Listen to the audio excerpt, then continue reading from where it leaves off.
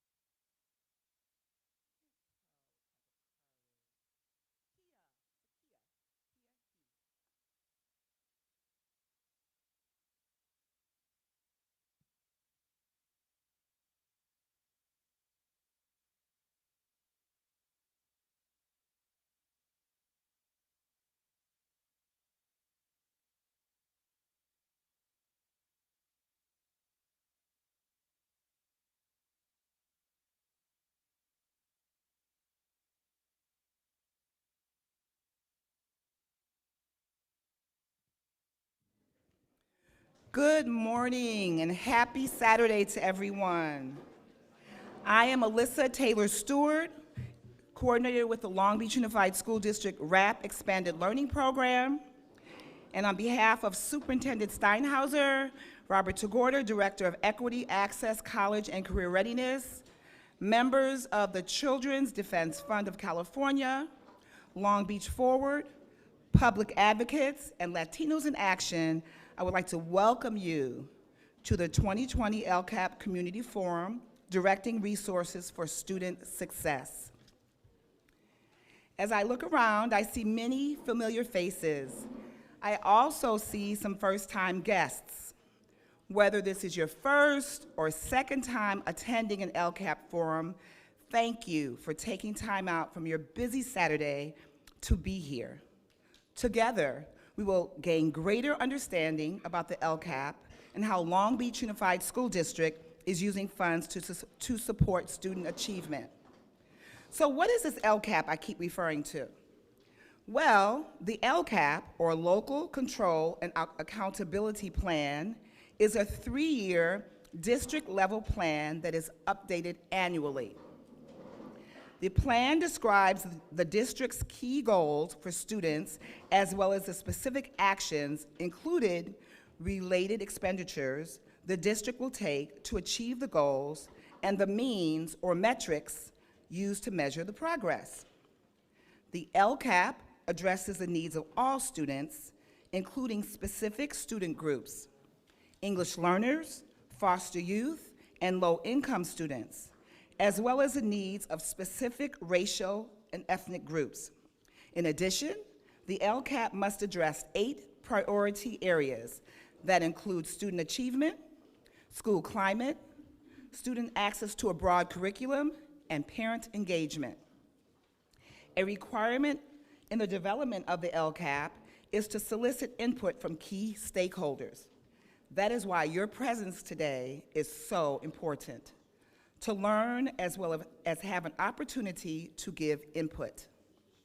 At our last LCAP event in December, UCLA professor Dr. Pedro Noguera emphasized the importance of parent and community involvement and engagement, especially in regard to the district decision-making process. He further stressed how this involvement can transform schools and directly impact student success.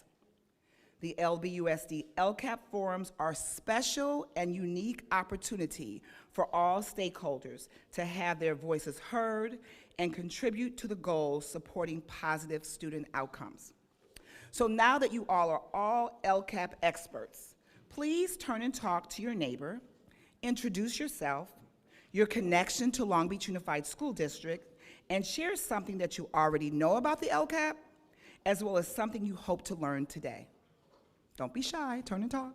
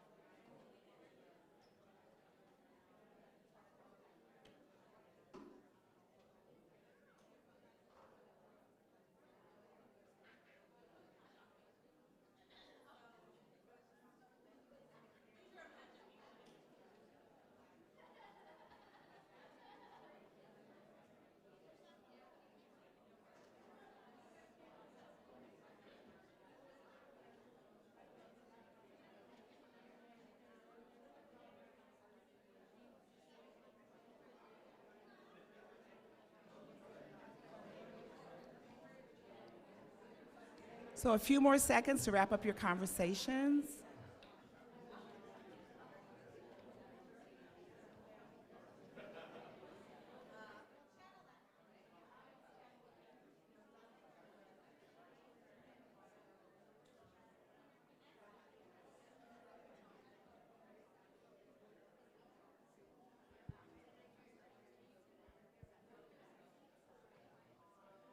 Okay, some of you had some very robust conversations, so I can't wait to hear some of the things you shared with your new neighbors. So who would like to share out some things you already know about the LCAP or something you're hoping to learn today? Don't be shy. Here we go. Thank you. Well, let me begin by extending my good morning to all my new friends and also my colleague from Cambodia. You know, we recently moved from Cambodia, and I also get the opportunity to talk with Denise, my neighbor here, and really find out about her two young daughters who excel in the school. So this is a very complimentary. And we've been talking about, I cannot even say the name, but Local Control Accountability Plan Community Forum. I'm really impressed with, you set up a conference today to bring us up to date and to raise us some more awareness of what we can do, and especially the opportunity to learn from you and also to listen from our concern.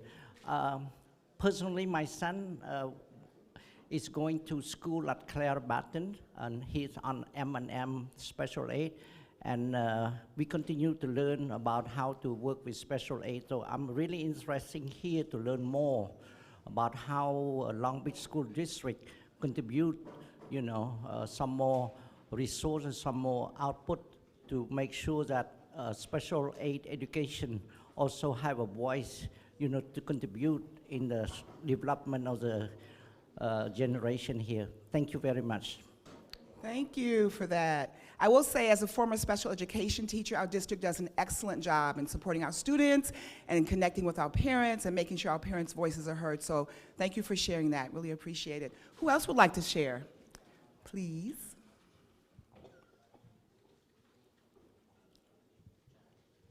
Anybody else like to share something they know about the LCAP or something they're hoping to gain, information they're hoping to gain today?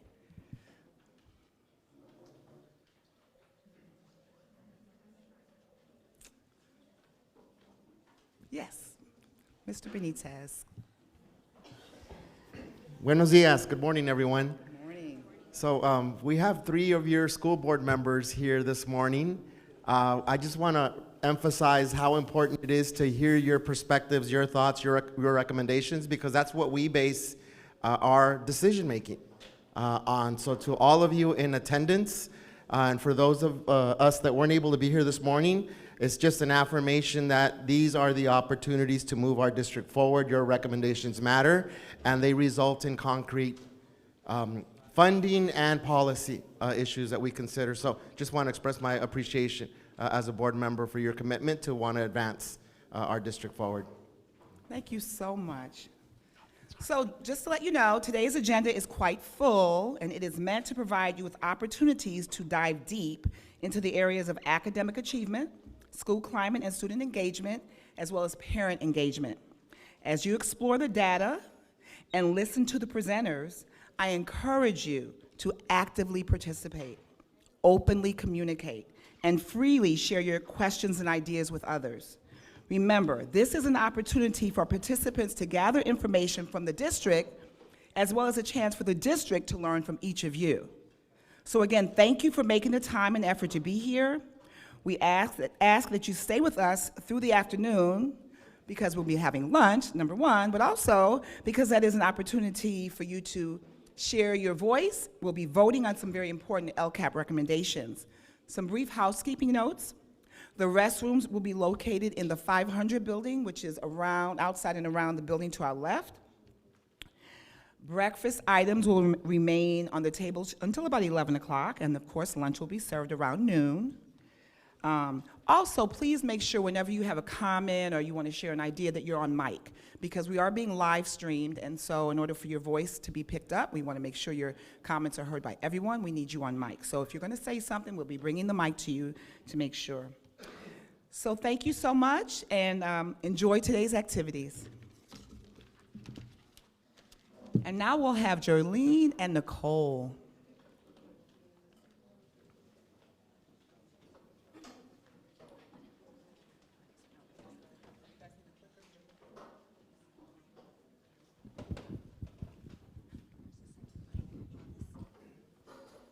Good morning. Wow. I'm excited to be here. How about you, Nicole? I am too. Good morning, everyone. So I'm Jerlene. I am a Long Beach Unified School District parent. I am a mother of 4. I also attended Long Beach Unified Schools, and I'm part of this committee, the LCAP Community Committee, that helped put together this forum, and I'm really excited to be here. And Nicole? Hi, everyone. My name is Nicole Gon-Ochi. I work for Public Advocates, which is a civil rights organization. I'm an attorney. I'm a mother of 2, 4 and a 7-year-old, and LAUSD. So sadly, I'm not a Long Beach parent. But I'm happy to be here today. All right, so I think I had too much coffee this morning, so if I'm moving around too much, just please excuse me. So, why are we here today? First of all, how many of you had an opportunity to attend the Nogara event back in December? Wasn't that an amazing event? So, we're here to connect the dots. When he was here, he talked to us about transforming schools, creating schools that are responsive to school needs. And one thing that really stuck out to me was he said, a good education is like good food. You want more. So today we are here to, one, share with you, to talk about how to transform LBUSD schools through the LCAP and to learn how to get some good food out of it.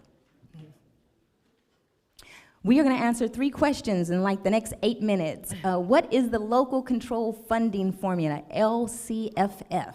What is the Local Control Accountability Plan, LCAP? What do LCFF and LCAP have to do with transforming LBUSD schools? So you've probably heard that tossed around for years, and you're like, what is that? Well, today, we hope that when you leave, you will know and understand how you are part of it. All right, what is the Local Control Funding Formula? In 2013, because of the people, to address racialized de-investments in public education, California changed the way that it started funding schools. School funding is now based on who needs it most. Not who lives in the best neighborhood, but who needs it most. Districts must work with the community to decide how to spend its money. That's why all of you are here today. Are any of you on the school site council? School site, thank you for serving our community. The school site council is one way that the community gets to decide how the money is spent. Multiple measures of school success, including engagement and school climate. Right now, we are all engaged because we're all here. Later today, we will be talking about school climate. And that's not about air conditioners. All right, Nicole, you're up. Alrighty, so everyone, you saw that the first thing that changed about the LCFF people-powered win to achieve a more racially just education in California is equity. And this is what changed. Instead of having hundreds of different programs from the state come down to the districts, we now have an equity-based formula so that high-need students, low-income students, English learners, and foster youth generate more money for their districts because there's a recognition that students that experience more barriers to opportunity need more resources to achieve their potential, which is absolutely the same as anyone else who might be born into more privileged circumstances. So this is how the formula works. Every child in California generates this base fund, but high-need students districts get this extra sort of orange. And then if it's a high concentration district where there's a lot of high needs students, like in Long Beach, like in LAUSD where my kids go, then the district gets that extra sort of yellow as well. And there are some requirements around this. Not a lot, not like before when there were categorical programs, but there is one requirement for these funds. In order to fulfill the sort of mandate of equity, these funds, the orange and yellow funds, they must be used to increase and improve services for the kids who generate them. They should not be used just for across-the-board expenses. They have to be used equitably. And this is a very complicated slide, I'm sorry, but this just tells you sort of how the funding breaks down. That big, colorful pie chart right there is all of Long Beach's money. The blue section is all the money it receives from the state through LCFF. That blue section, you can see like that second circle right there. The gray part is the part that's base. That's what we use to pay to keep the lights on, for teachers, for principals, right? The little blue section, that's the equity dollars. Those are the dollars that have to be used to increase and improve services for high need students to achieve equity. Again, remember, we're grounded in equity and making sure that all students can achieve their full potential. So next, what is the local control accountability plan? This is a 3-year plan, a 3-year spending plan that addresses student needs and is updated annually. And it's supposed to provide transparency about how districts are spending their money and whether they're making progress towards goals. It must reflect a number of these different priorities. And so one of the reasons why you're all here today is to provide input into the LCAP. And this is an important time because there's a new 3-year LCAP that's being developed this spring, and so your recommendations will have ramifications for at least the next 3 years. So thank you for being here. These are the 8 state priority areas. I'm not going to talk about them because we don't have time, but the ones that are circled, parent involvement, student achievement, student engagement, school climate, these are the things we're going to be focusing on today, and we're going to be breaking out into groups based on these priority areas. And I don't think I have time to go over this section, but basically the LCAP is supposed to tell you what the district did and compare it to what it said it was going to do. It has to tell you what it's planning to do and how much it's spending. It's supposed to tell you how it's using those equity dollars and how your input, stakeholder input, was used to craft this document. And then I'm going to turn it back over to Jerlene. All right, I think we have about 2.5 minutes left in our 10 minutes. What do LCFF and LCAP have to do with transforming LBUSD schools? All right, LCFF is a tool for school transformation. Students, parents, teachers, and staff understand student need best. So that means we have a voice in it. Districts are required to document our input. So there's different things that happen throughout the school year where this information is collected, different meetings that take place, site rep meetings, the superintendent's forum, different opportunities like this one where information is collected and it is to impact the decision-making process.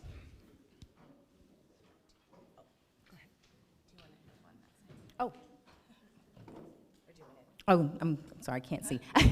Student needs are different, and some students have greater needs. LCFF fund requires more funds to be spent on students not thriving under the status quo. So today we're going to be talking about, we're going to go through a process called the data walk. So we're going to be talking about or looking at what those students look like that are not thriving. And LCAP must document how needs of low-income students of color are considered and met. Okay, can everyone open up their packet?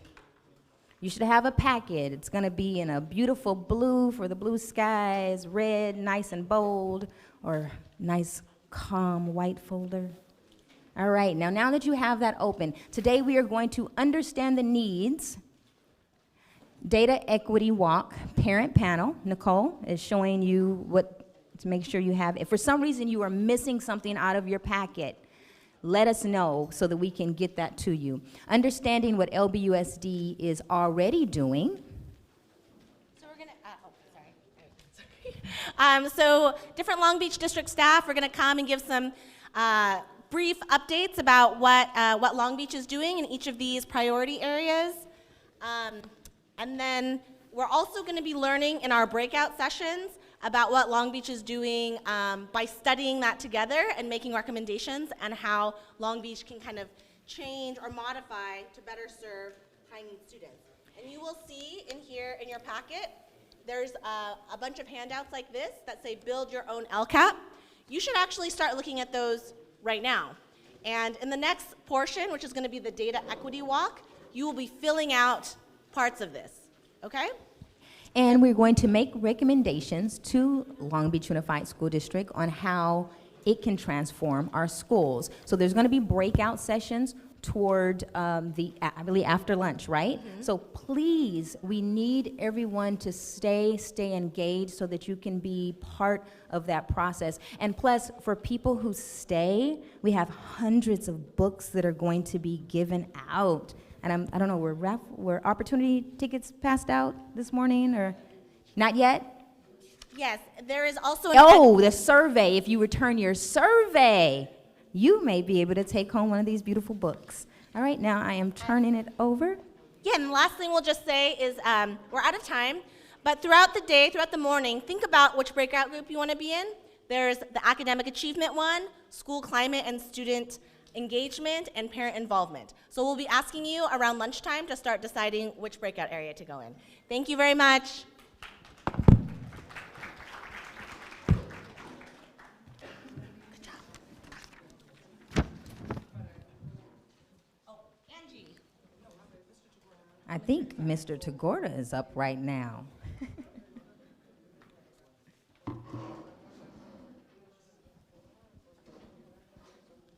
Good morning, everyone. I have the distinct privilege of being one of the first district speakers to help you understand some of the work that we're doing associated with our LCAP. But before I do so, I just wanted to take a brief moment to step back and formally introduce our board members who are here in attendance right now. We have Dr. Juan Benitez, whom you saw earlier today. Dr. Benitez, if he's still here, he's rotating around. We also have board member Megan Kerr in attendance, and board member Diana Craighead in attendance. So, Mrs. Craighead, thank you for coming. We also have various members of our executive staff here today. Our Deputy Superintendent, Ruth Ashley, is here. Hi, Ruth, how are you? Dr. Christy Kale from our research department is here. And Brian Moskovitz, who represents our elementary schools, is also here. So thank you to all of our leadership for joining us and supporting our community forum. As you might be aware, we have so many different things going on in our district, even right now. Okay? So here we're in Cabrillo High School, and we thank the administration and the staff here at Cabrillo for hosting this event. You might be aware that just over at the classrooms here, we have our Saturday program going on to support hundreds of our students, in addition to so many different extracurricular activities taking place at this school. And then for some of you who might not be able to stay here the entire time, we also have our kindergarten festival, which supports our families who are preparing to send their kids to our elementary schools. So many things going on at Long Beach Unified.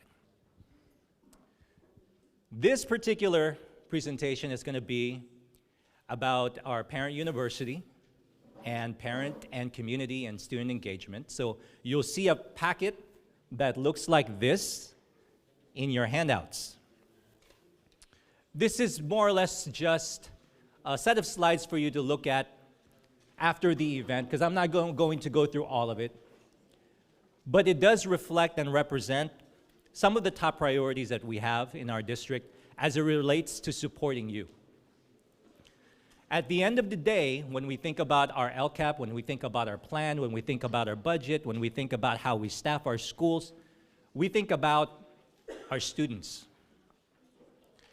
And in addition to thinking about our students, we think about you, supporting you as parents and as community members, because without the partnership that we have with our families, we cannot fully support the whole child that comes to our sites.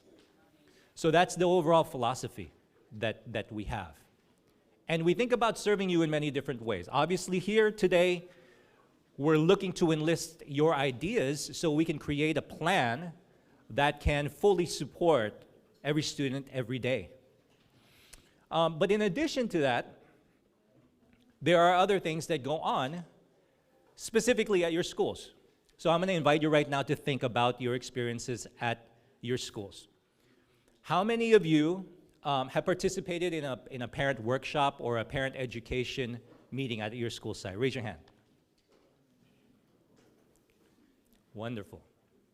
How many of you have participated in a parent meeting, a school site council meeting, a PTA meeting? Fantastic. How many of you have participated in a parent survey, filling out a survey, or maybe calling a school to provide some feedback to the staff? So many of you are all involved. And at every single step of the way, we think about how can we continue to support our schools in their efforts to support you. And as a district department and as a parent university team, we think about a couple of different areas or priorities this year, right? One is the overarching objective that we have is to build upon all of the wonderful ways that our schools support you so that we can continue to enhance services for our families. And I'm going to talk about a couple. But one of the big ideas for us is we fully understand and empathize with your day-to-day lives, right? Families are busy. Many of you may have more than one job. Many of you support multiple children or support elderly parents as well. It's really difficult, and we know that it's often hard for you to come to our meetings at our schools. And we're sensitive to that. And we think about the hardships that sometimes causes.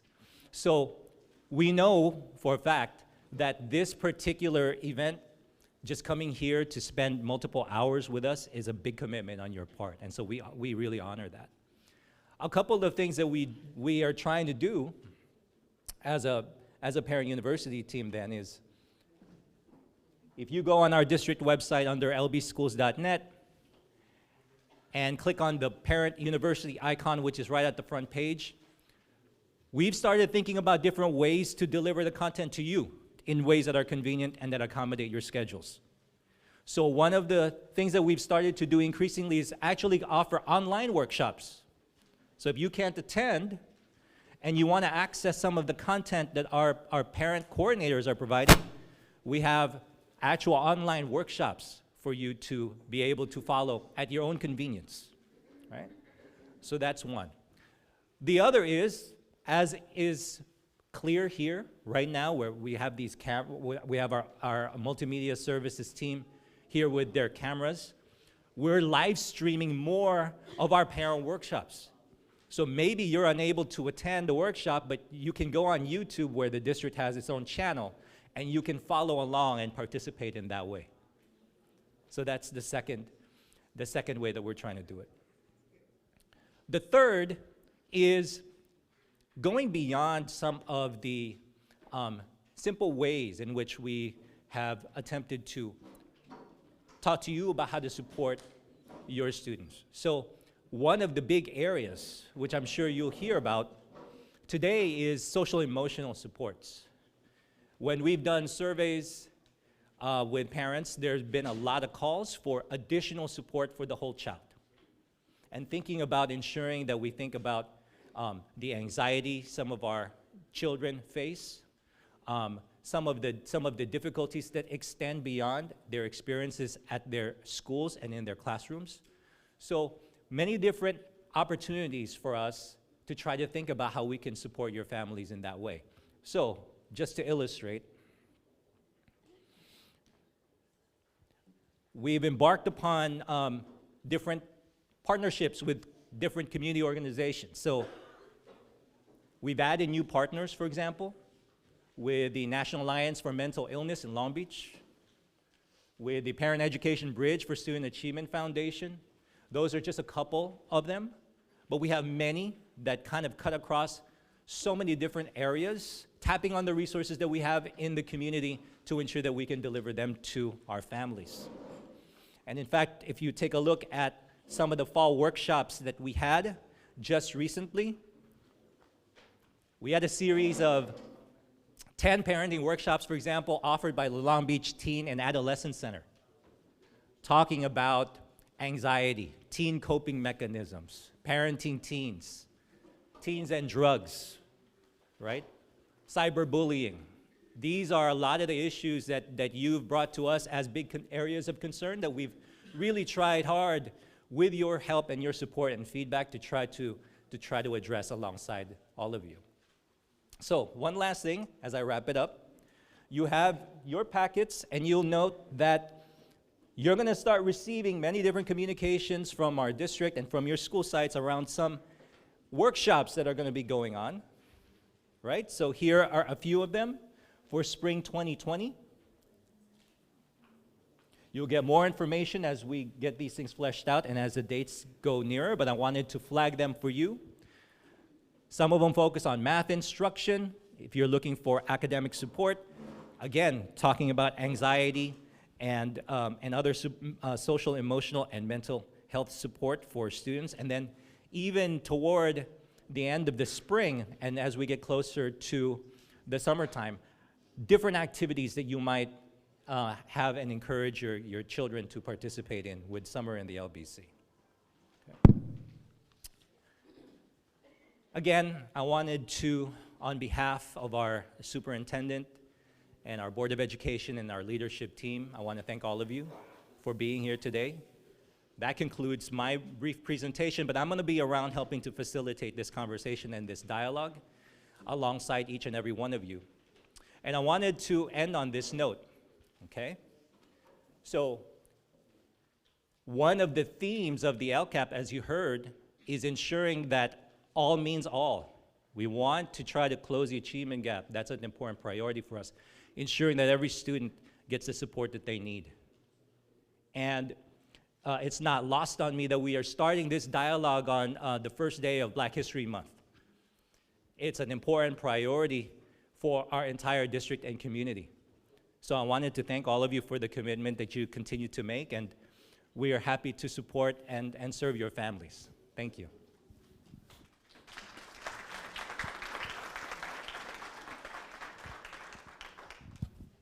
Thank you, Robert. Good morning. So it's such a beautiful day to talk about data, isn't it? Always, yes, even when it's raining outside. Appreciate you all being here today with us. My name is Angie Salazar, Angelica Salazar. I'm the Director of Education Equity at the Children's Defense Fund California, and I'm really proud to stand up here with the rest of the planning team. We were just remembering this is our 4th forum that we've done together, community and the district collaborating, and we have learned a lot along the way, and I'm so happy to see all of you here. I was remembering back to the very first forum that we had, and I think I see some familiar faces. Anyone here at the very first forum? Raise your hand if you were here at the very first forum. Just a few people. So anyway, thank you to all who have joined us in this effort to foster space for meaningful community and parent dialogue and common understanding. So I have the honor of inviting you to participate in this activity that we're going to do probably in the next 40 minutes. It's called the Data Equity Walk. And one thing that I think is really important to start off with, Jerlene referenced the event we had in December with Dr. Noguera from UCLA, and he talked a lot about how to make all students' success possible, every student's success possible, right? And he talked about transformation of schools, and also how important it is to collaborate with community. One thing that we didn't talk about in December was any local data looking at LBUSD's progress. But I want to take a moment to celebrate, because there has been a lot of progress in this district. I've been looking at the data now for years, following the district's progress in achievement, school climate, and I want to say, and correct me if I'm wrong, Robert, or any of the school board members,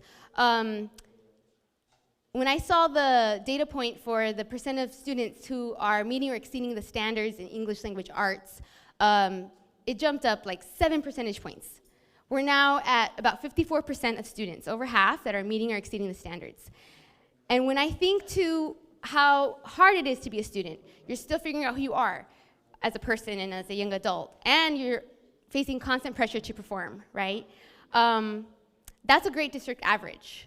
And I know that it's not 60% or 70% or 80%, and we're here to talk about how to get us there as an average, and also on our in our subgroups, because we know not all students are at 54%, but I still want to just take a moment to appreciate the students for how hard they've worked over the last year, and also the educators in this district for how hard they've worked this year. So can we take a moment to, I don't know, clap?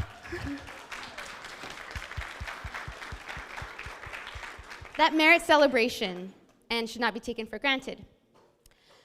On the other hand, we have also, not to take for granted, the students who are not part of that success yet, right? And again, the reason we're here is to really understand what the data is telling us. And sometimes the data tells us what, but not why. So we're going to look at what, and then we're going to talk about why, but some questions will still be unanswered. So the purpose is, again, celebrate the progress of students in Long Beach Unified. And as I was saying, also to identify the gaps that exist among student subgroups and schools, so that can inform how we prioritize, how we use our resources in the LCAP and in the budget. And this is a tremendous opportunity, as School Board Member Benitez said. They're here in the room, and they meet every other Wednesday. So it's important that they hear from us. So we're going to kind of do, there are 4 stations across the room. They're kind of spread. And in no particular order, but I'm just going to name them this way. Not everyone will start at the same station, because then there'll be traffic. We have enough of that already in our lives. The broad view. The broad view, that is data from something called the California Schools Dashboard. Raise your hand if you have some familiarity with the California Schools Dashboard, or the data dashboard. Some, yeah. It's new, so if you don't have familiarity with it, that's okay. It's pretty new. It's a few years out, and it's constantly changing, so we have to always figure out what the new colors are. But the purpose of this dashboard is to make data accessible to all families and communities. And it is a creation of the California Department of Education.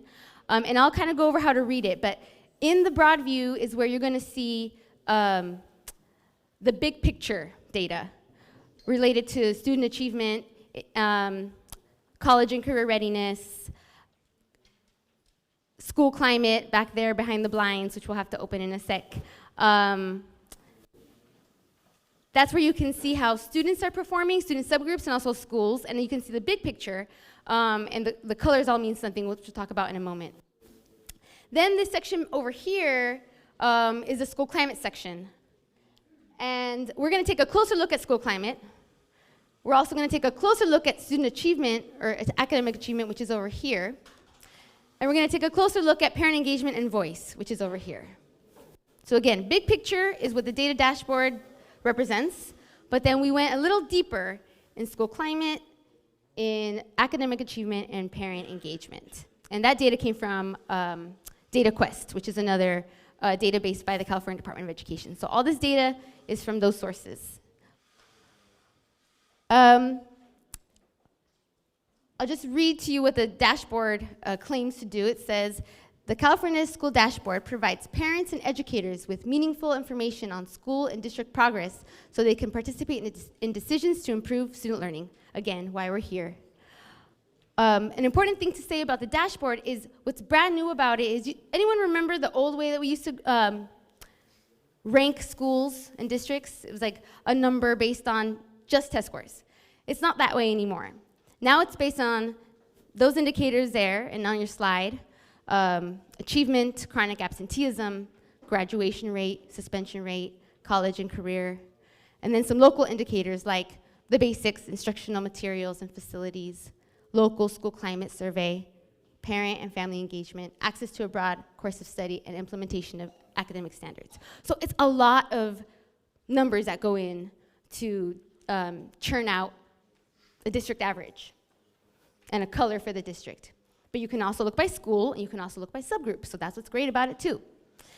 So that's the one big difference. The other big difference is that it's no longer like a one-time thing, just the way that the students performed on that one day that they took that one test. Now we're looking at how are students and schools performing on all these indicators in this school year, and did they improve or did they regress from the previous year? So we're looking at, are we improving, and where are we at? We're looking at both of those things. No more just basing the score on one test. So that's what's great about that. Okay, so the California School Dashboard, the colors, this is where it come in. Have you seen this before? Is this information familiar to some folks? Yes? Great. Parent engagement work is effective. It's something that you're getting a chance to see. So I'm going to give my back to you for a sec, but we have 5 colors: red, orange, yellow, green, blue. If a subgroup or a school or the district has a score that's in the red, that means that's the lowest performance. And then as we get to orange, that improves. And as we get to yellow, that has improved another step. And then green means more improvement. And then blue is good. Blue is great. So that's kind of how this scale works. So when you look at the colors over there, you can refer back to the scale to see, well, what does red mean again compared to orange, yellow, green, and blue. Any questions on that? The dashboard is intended to be easy to understand and interpret, so that's great. You don't have to read all that out. I kind of will give you a shorter version of that instruction. But I did want to actually ask you to look at your packets. Look at your slide number, and they're not numbered, but I'm looking at page 5. It's called 5x5 ELA Report, Equity View of Subgroups. It's the bottom slide on page 5. Once you've located that, I just want to take a moment to explain how this grid works. Again, page 5, the second slide. And I can actually, I forgot I have this. So let's practice. See if you can locate how the subgroup of Native Hawaiian or Pacific Islander students are doing in English language arts. Can you locate their color and then just yell it out? Correct, orange. So on the scale, what does that mean again? Great, very low, kind of in the middle, or low to middle, actually. And if you see on the grid, if you look across to the axis that is this way, this axis, it's on low, right? So actually that is low. Orange is low. So that means that their score is low. They don't give you the number here, but it's just so you to know, for you to know the score is low. And then across the axis on the top, what do they match up with? What does it say on top? Maintained. So they earned an orange because even though they're low, they maintained. They didn't go down from 2018 to 2019. So that's how that grid works. Let's try another one. Find foster youth. Yellow. So that's kind of low to medium score, right? Did they maintain, increase, or decrease? Increase. So that's how the grids work, and that's how you'll be able to read those. And the rest are pie graphs, bar graphs that I hope you'll look at, read, and reflect on. So for your instructions, we have about 30 minutes. So I'm going to tell you when 15 minutes have passed, so that way you kind of feel out, have I been through about half of the slides? Should I speed up, or am I going too fast? And then I'll tell you again when you have 5 minutes left and we have 1 minute left. Does that sound good? This is a free flow, so you can start literally anywhere. I recommend you spread out so there's not a bunch of traffic. There is a little bit of a homework for you to do. You all in your packets have 3 handouts called Build Your Own LCAP. And on page 2 of each handout, there's a blank chart called, this column called the data and the stories. So as you go around, let's say that you're looking at school climate or you're looking at parent engagement, whichever one you're looking at, when you're in the appropriate section, you want to take notes on the data that you're seeing that relates to school climate, that relates to parent engagement, and that relates to academic achievement. So that's where you would take your notes, because you're going to use this data later and this information later to make some recommendations and reflect together as a group. So is that clear? Any questions? If you are missing a handout, please let us know. We'll make sure you get it. Talk as you walk. This isn't meant to be a silent activity, right? So walk with your pals, make new friends, or if you do like independence, that's fine too. But definitely feel like you can talk through stuff. If you have questions, I would like to ask the planners, the co-planners of this event to assist. I was going to ask Robert if you can station yourself at the dashboard, so everyone knows Robert. Nicole, if you could also join Robert in the dashboard. You've already met Nicole. Jerlene, if you can be at parent engagement over here, so if you have questions, these are the folks that you ask. They'll probably prompt you to have a conversation. And then, what's left? School climate, Alyssa's already there. Thank you, Alyssa. I think we're good. Oh, I'll be at academic achievement, and you can join me there. So hello? Oh. The last thing I'll say before we depart to this journey, this gallery walk, data equity walk, is that these are 3 questions that I encourage you. If you're kind of sitting there and you're like, I don't know, I don't get it, these are good discussion questions that you can have with your fellow participants. What are your general reactions to the data? What questions do these data raise for you?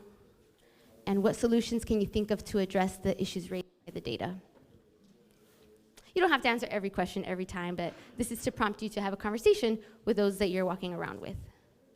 So are we ready for our data? Oh, question.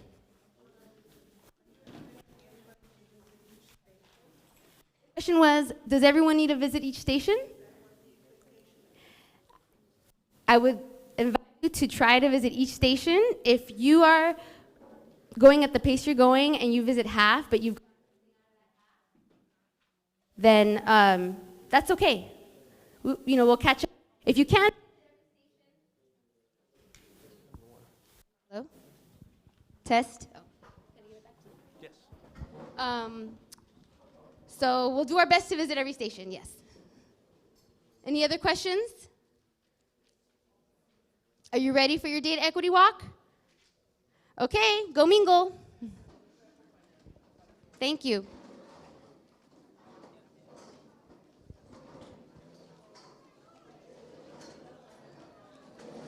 Actually, do you want me to put that back? 13. No, I'm going to swap them out. Okay. So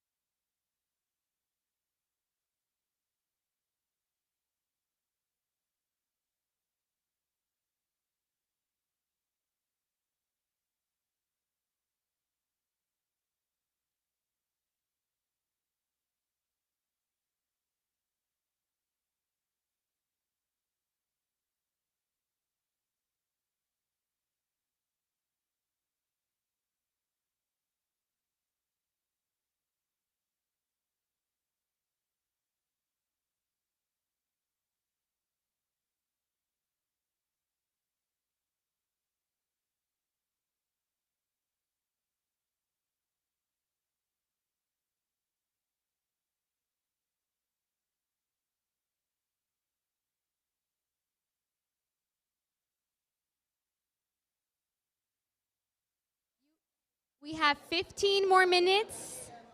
This is your halfway mark courtesy call. You have 15 more minutes.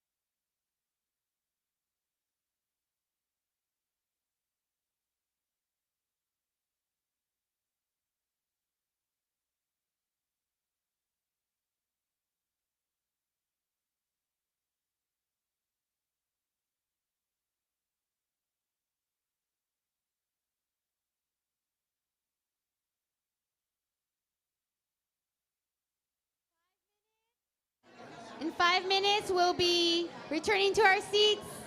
So try to get to the data you haven't seen and want to.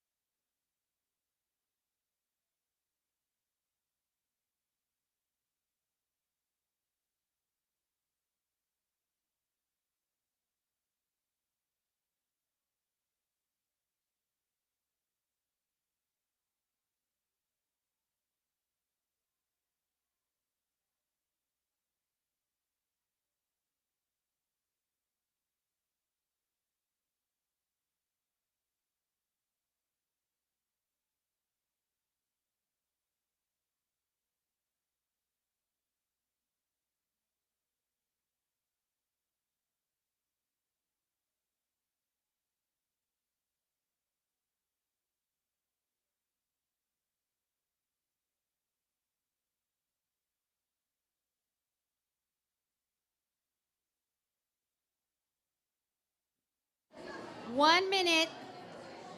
Last minute.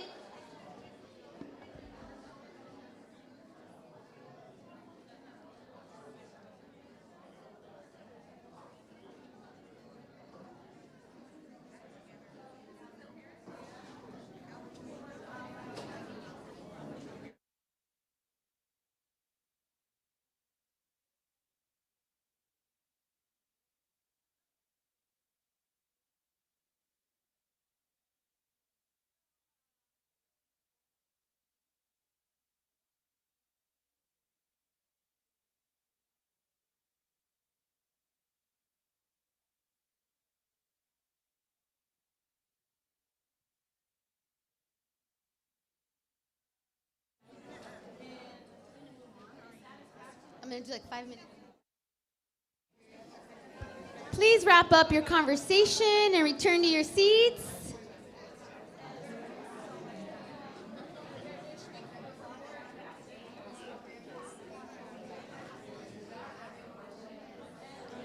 We are out of time for now. Yes. You already have all the data in your packets, so you can return to your seat, please.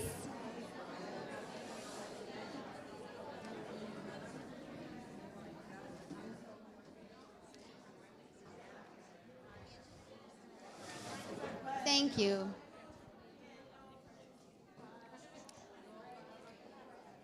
Please wrap up that last comment and return to your seat. I hope you can resume it at another time. We are out of time, unfortunately, right now.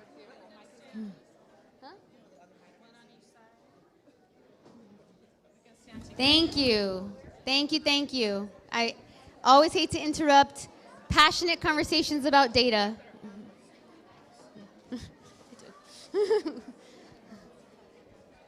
But we do need to return to our seats so we can resume and move on with our program.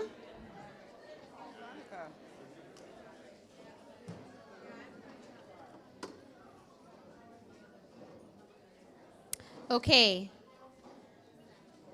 The folks at the Broadview Data Dashboard, I invite you to return to your seats. They're so engrossed, they can't hear me. There we go. Just introduce my supervisor, and then I'm gonna come right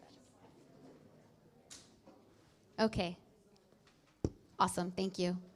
That was hard to cut off because, again, so much rich conversation, a lot of information around the room. So I have just a few questions to wrap up, and then we're going to move on to our parent panel. But I also want to remind you, this is yours to keep. We can send it to you electronically. You can look up the sources. You can go online on the dashboard website, on DataQuest. So I hope the conversation continues after this day. But just wanted to check in before we move on to ask you what your general reactions were to the data that you just saw and talked about.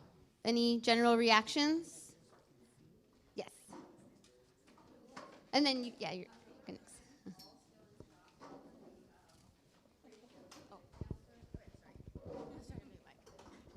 The three of us were all at the last banner with the student psychologist and counselor ratios, and we already have that problem at our school, but we're really in shock with the real numbers that are up there.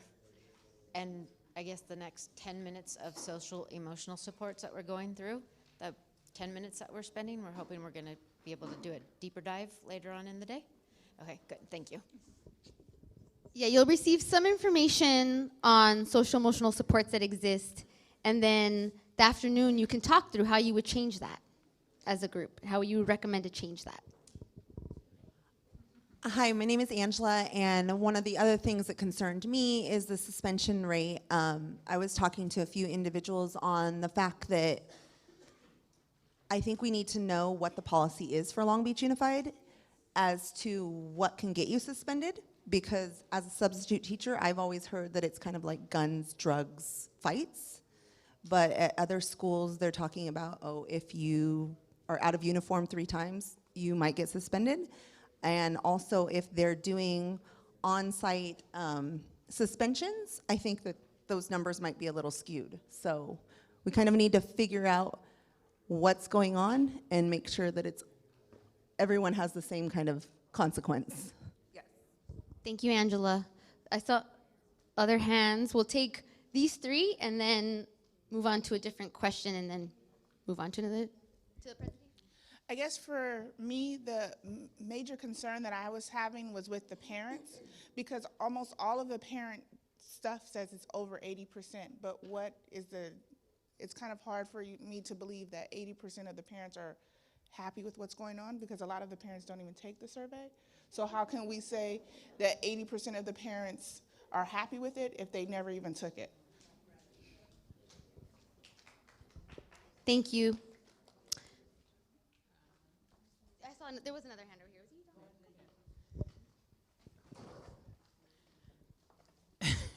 So as a black mom with a black son, some of these numbers are really hard to see.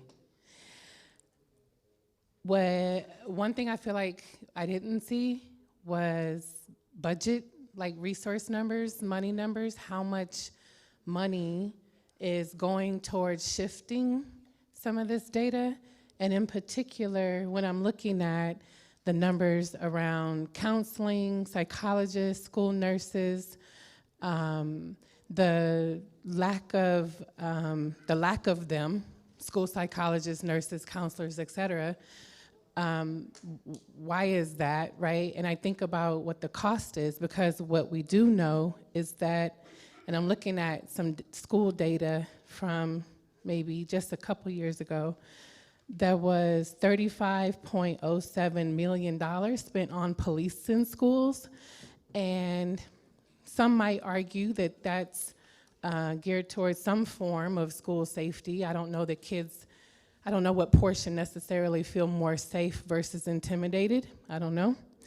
But I do know that it doesn't seem like that that $35 million, that financial type of, that level of investment is doing what our counselors, social workers, school psychologists, and nurses do.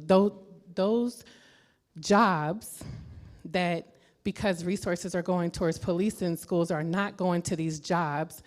Cal State Long Beach is impacted from these types of jobs, and they can't get jobs.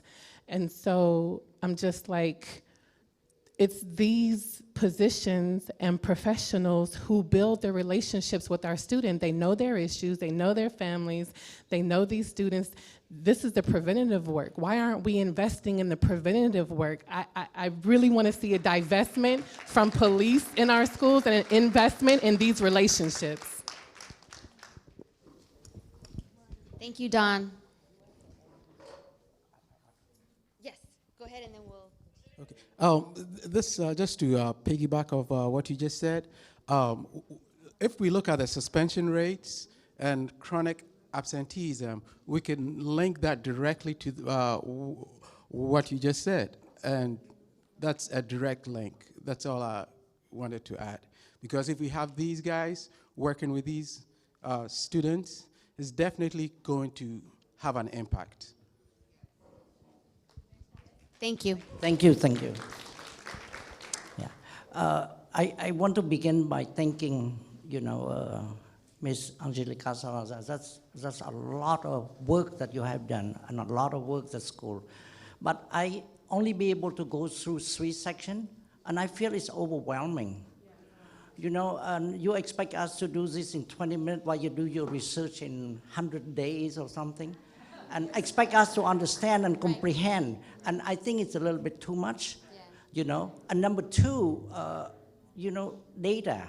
Data is objective or subjective. For example, my community don't even understand English. How can I participate in your data collection?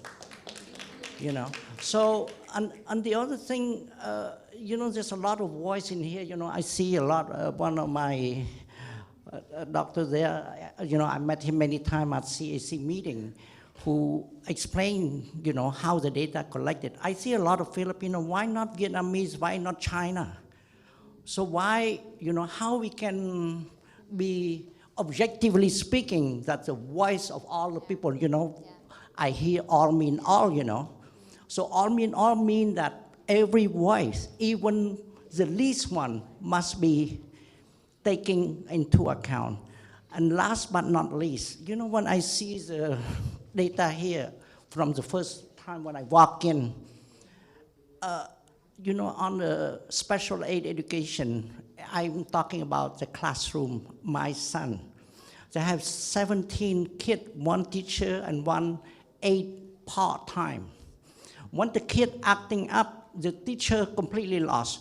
My wife volunteered in the classroom to make sure they have quality education. How, the first group, we have a lawyer here too, who study law here. How can you tell us that the fund been allocated properly to the needed of the children? Okay, can you explain to us? Thank you very much. Thank you. So,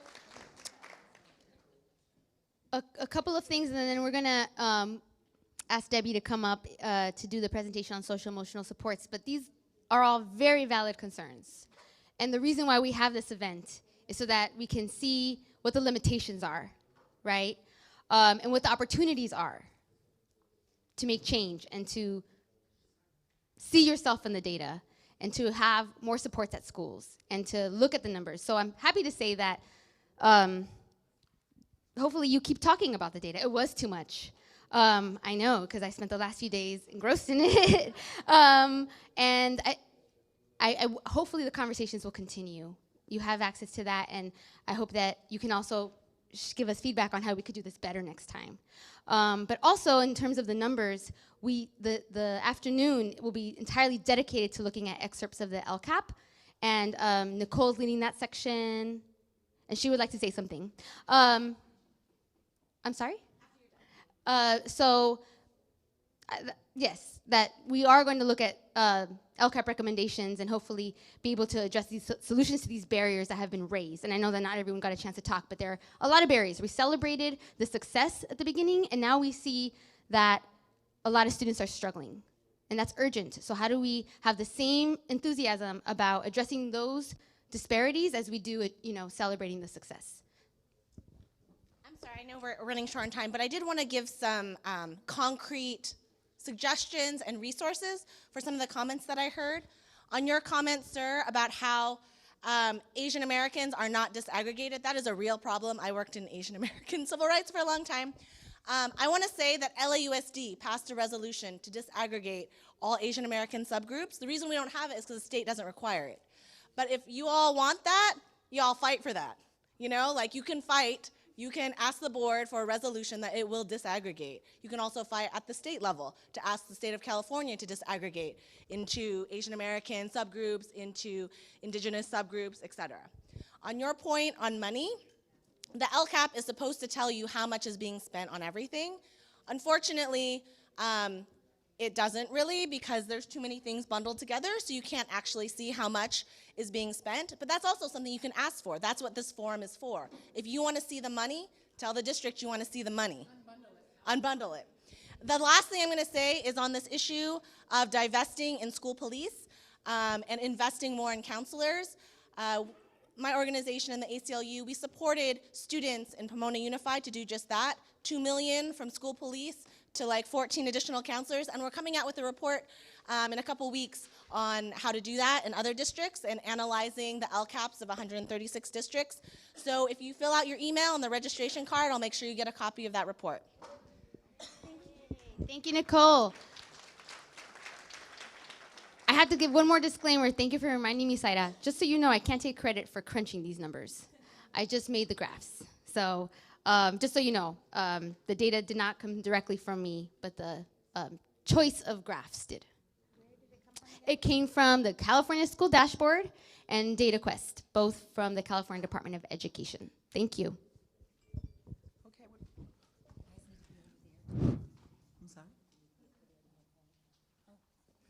Moving on to a very important conversation about social emotional supports, conversation that's very near and dear to my heart. I'd like to introduce the Assistant Director of Equity Access College and Career Readiness and the Director for the RAP Expanded Learning Program, Ms. Debbie DeDan, and together we'll share some information with you about how we are supporting the social emotional needs of our students in the RAP Expanded Learning Program.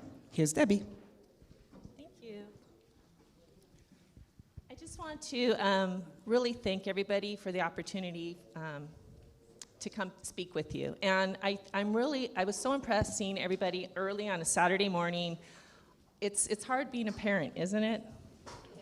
I know, I'm one myself. And so I sincerely appreciate you taking the time to come out, support your school, support our children. We're going to switch gears a little bit, and then there was some good conversations going on with your parent forum. I don't know if they'll continue that when we're done, but I know we have lunch planned for noon.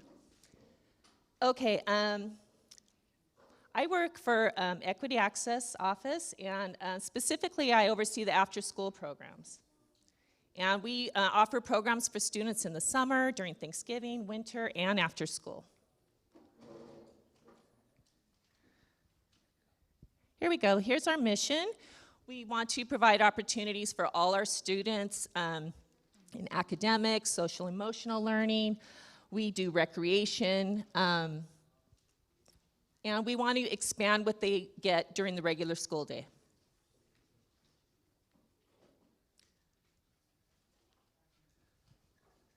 We work with community-based organizations. They're listed up here. The YMCA, Boys and Girls Club, Conservation Corps of Long Beach, LCAP, Campfire, ICES, and City of Long Beach Parks and Recs. We service 56 sites currently this school year, and they're listed on the bottom. 54 K-8s and 2 high schools, and Cabrillo is one of our high schools. Our program has 3 components. We have an enrichment component, and when we think of enrichment, we think of academic enrichment and other enrichment. So we help students meet the standards in their core content classes: reading, math, language arts, history, and science. But we also have enrichment where kids have an opportunity to explore visual and performing arts, career, exploration, recreation, and we have physical activity and homework assistance. So how many of you have children in the after-school program? Just a show of hands. So it's about 3 hours, so it's generally about a third in each of these areas. I highlighted in blue social emotional learning because I was asked to come speak to that today. And this is something, a couple years ago, somebody came up to me and said SEL, and I said, I don't know what that means. So it's something that we've kind of been doing inherently. I was a teacher before this position, but in the past few years, it's really come about in conversation in the education world because there's a real need for it to help our students in this area. And so the district has put into place some items. The bottom three are district-wide strategies that we've used.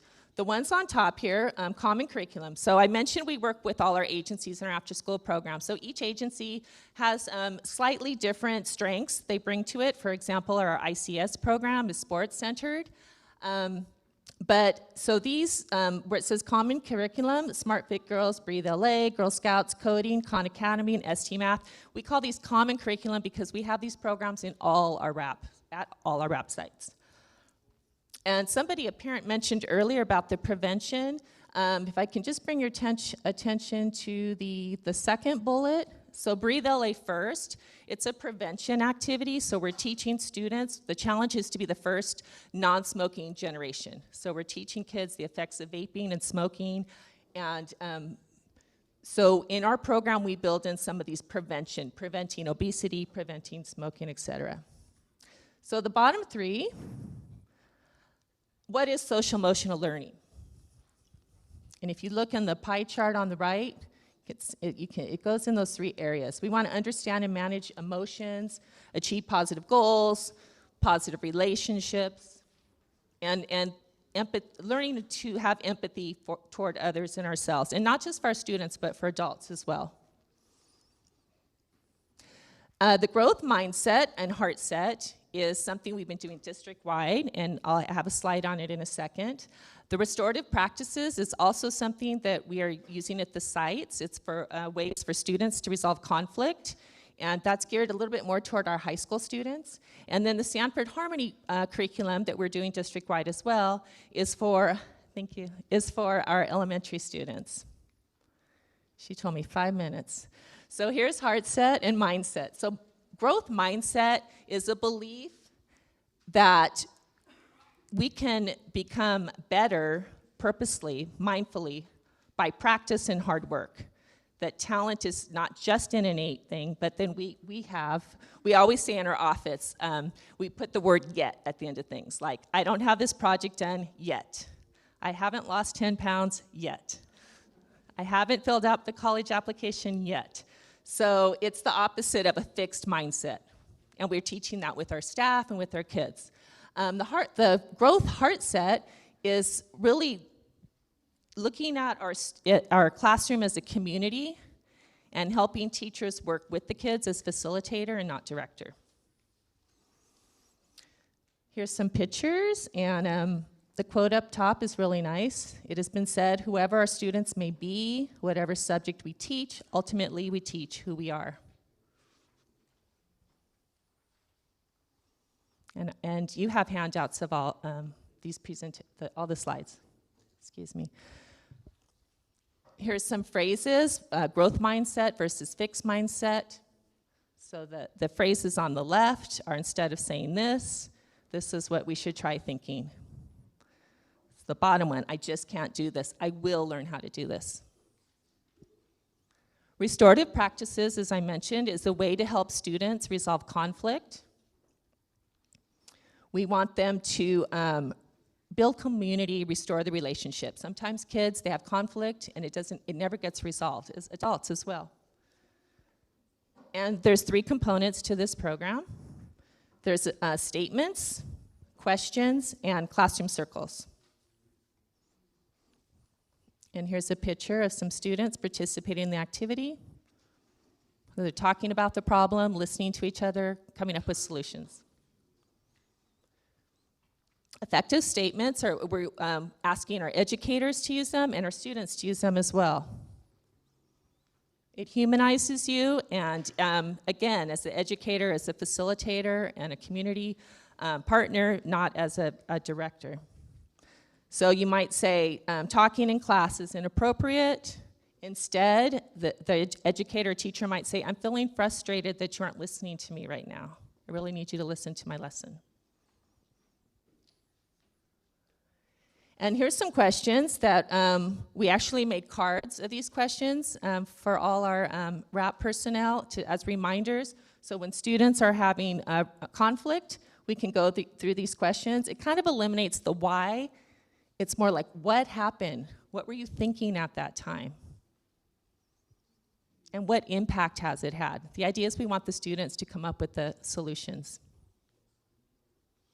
And here's some students participating in the circles. The circles can be done as just a check-in.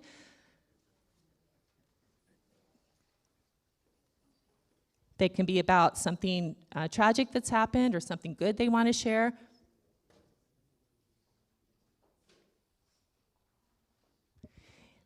In the circle, we are all equal. No one is in front, no one is behind, no one is above, no one is below. We are all related. The circle creates unity.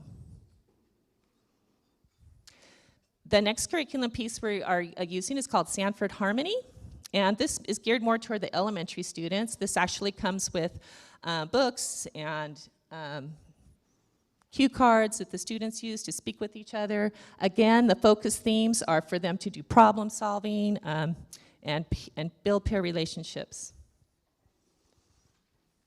So they call it Buddy Up and meetup activities. So the meetup activities might be more formal. Once a week, you have your kids meet up, or it might be a buddy up, just two. And I'll go through these quickly. I'm really excited to share this event. This is our second annual sort of culminating event, and we call it Kindness Matters. And we had this event actually yesterday here at Cabrillo High School. So we had two of our RAP high schools, Cabrillo and Jordan, and two of our elementary sites, Lincoln and Whittier, come here together yesterday for a day of kindness activities. And I want to just thank Veronica and Alyssa in the back of the room because they headed this up, and Mari, our site director here. So this was our agenda yesterday. The kids were here. They had a march. They had a drum line, an anti-bullying skit, performances. They built a bridge of kindness. They had face painting, they built a kindness chain of love. And we had our step team from the high schools and Latin dance groups perform. We had a compliment booth, photo booth, and a Crazy for Kindness dance, offline dancing. And I'm just going to show you the pictures to end our conclusion, or to end our presentation, and I'll be around for questions. So thank you so much. Alyssa, do you want to explain the photos?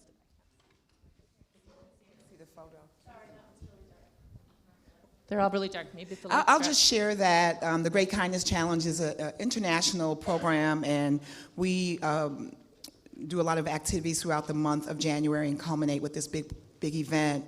And yesterday, my heart was warmed so much to see our elementary school students. We had about 150 students here from Lincoln and Whittier interact with the high school students. The drum line performed, the cheerleaders participated, and the older students really took note of the positive interactions, and there was just a lot of love and kindness and empathy that flowed throughout the day. And you know, it might seem like a simple thing, but to move towards a better community, we have to have a paradigm shift.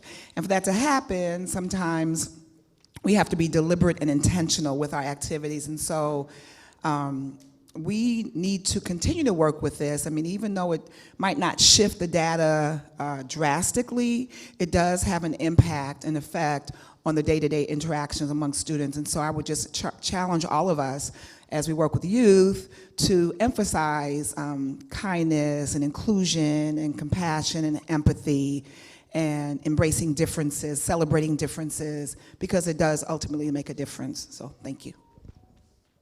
Alrighty, thank you.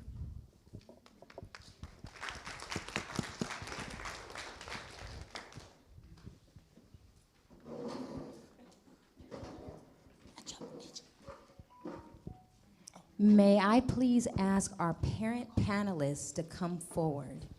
And can you all give us just a moment while we get set up? So parent panelists.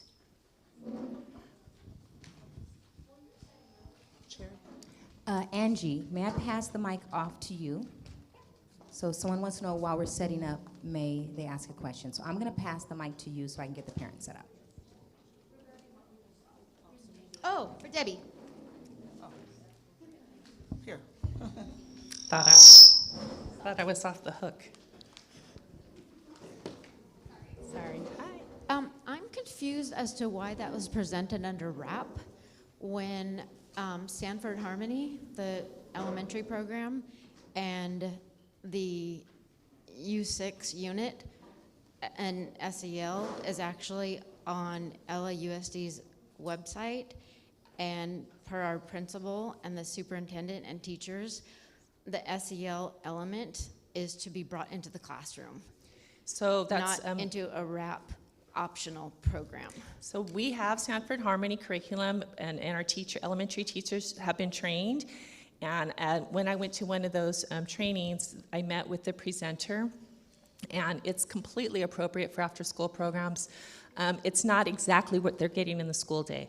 So we have a little bit of a modified curriculum. It's supposed to be what they're getting in the school day. It's supposed to be implemented into the Right. classroom. So they're getting, we're doing a little bit different, but it's still the same. So I go to, they're called LACO advisory meetings, LA County Office of Ed, and so all the after-school expanded learning programs in Region 11, Southern California. We meet there monthly, and we have presenters on particular curriculum and so forth. And Sanford Harmony actually came out and did a presentation for after-school programs, so I connected with them there, and then with our district people. And so to make the program work for our after-school kids. I understand why RAP is doing it, and I think that's amazing that you're offering it as an after-school program. I think the question might be for a district person as to why is Sanford being presented to all of us under RAP when the school district is supposed to be implementing this into our children's every day. It's supposed to be in our Common Core. It's supposed to be in our classrooms, and it's not being implemented in our classrooms.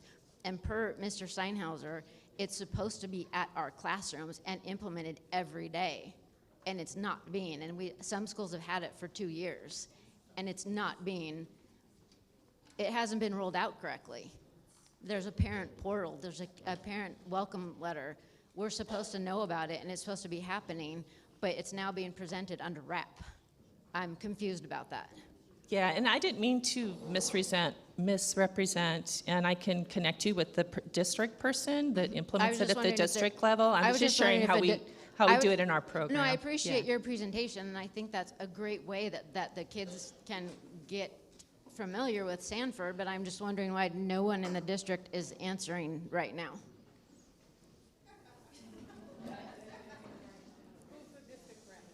We'll call Robert up.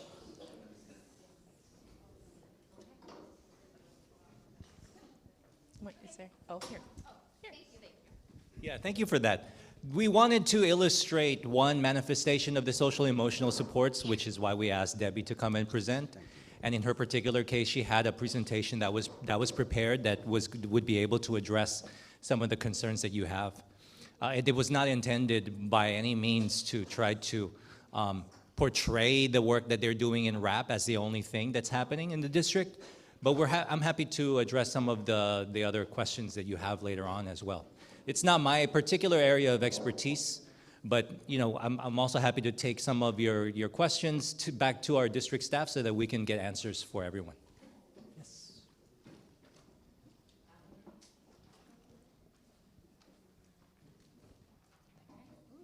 Thank you. Thank you all for your patience while we get set up.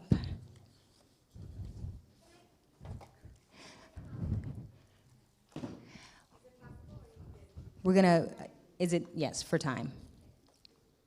Okay, I'm gonna ask Nicole and Angie to please come up and join me. And may I have this chair? Go ahead.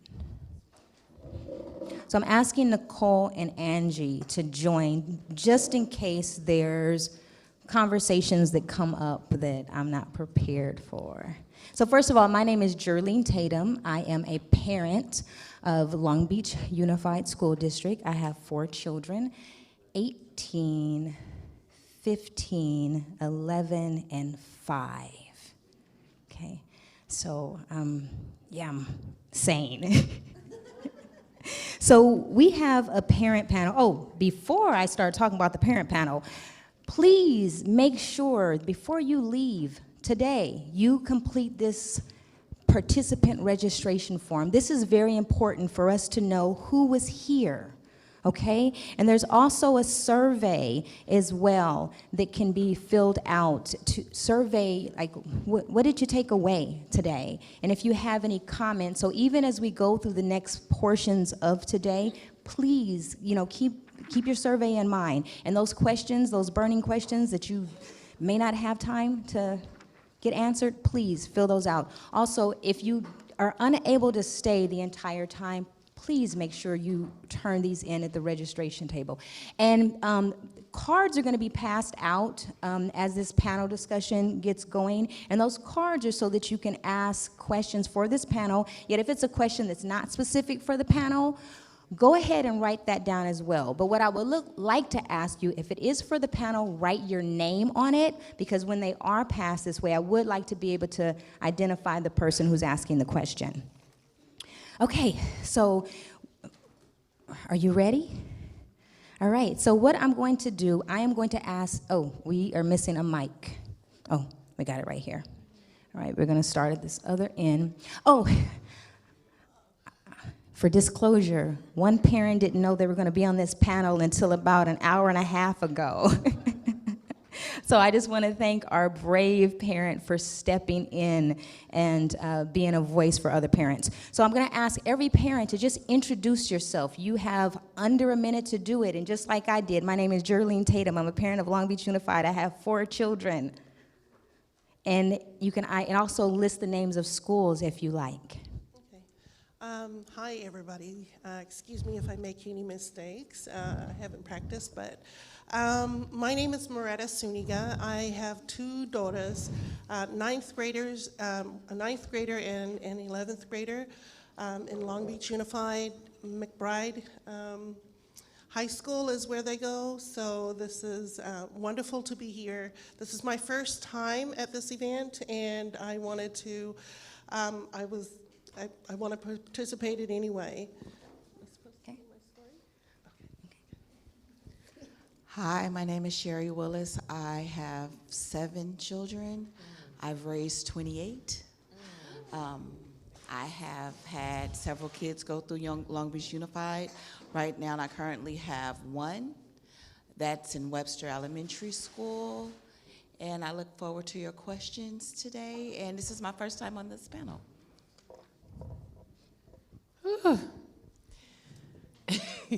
My name is Dawn Modkins. I'm a product of Long Beach Unified, all the schools, elementary, middle, high school. And I have a 25-year-old who came through Long Beach Unified, graduated from Millikan. And I have a 12-year-old who's here outside who is at Bancroft and came through Emerson. I'm also active in my community and in their school lives, and happy to be here. Hello, everyone. My name is Lilia Ocampo, and as one of the mothers here, I am also a mother of 7, from 32 to 9, and they are most adult, and my twins that are 9 years old, and they attend Oropesa Elementary School. There are 4 graders. Hello, so my name is Antun, that I'm the mother of the 4 children, And then the old one at 26, that he took the university at the San Francisco. And then the second one is 20, he went to the college.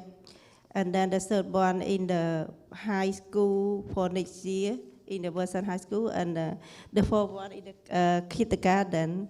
So that all my kid is got successful from the school. Thank you.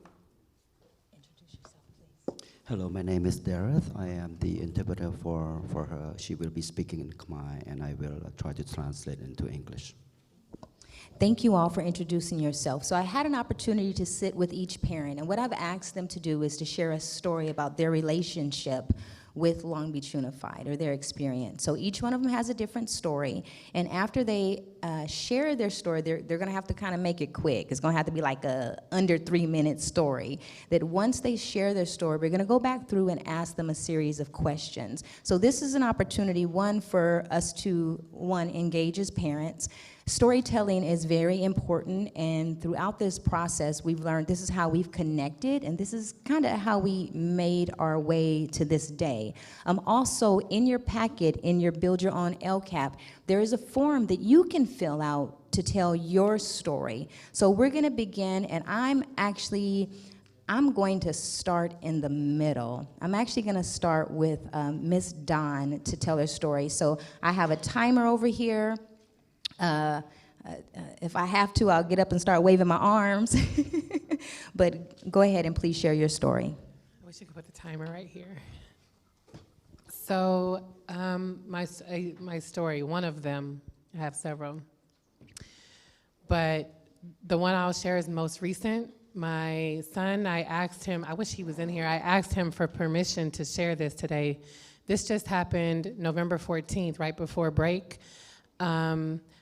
He was discriminated against by a substitute teacher at his school in his health class. She said some extremely disparaging remarks to him. I'm gonna share 3. One was, my son is 6'1", he's 12. He's tall, he's big, he's black. And he was walking into class with all the other kids at the beginning of class, and the substitute was standing at the door, and she's greeting the kids as they're coming in.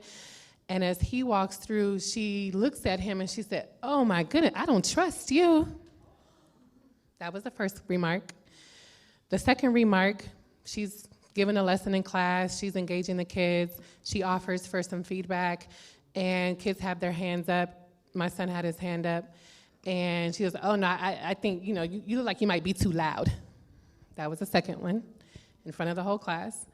The third one, he was sitting next to 4 of his friends. They're all white, his buddies, and they're having some sex education lessons. She comes over, she engages with them, she shares, he's in the 7th grade. She shares, "I have a 7th grader too."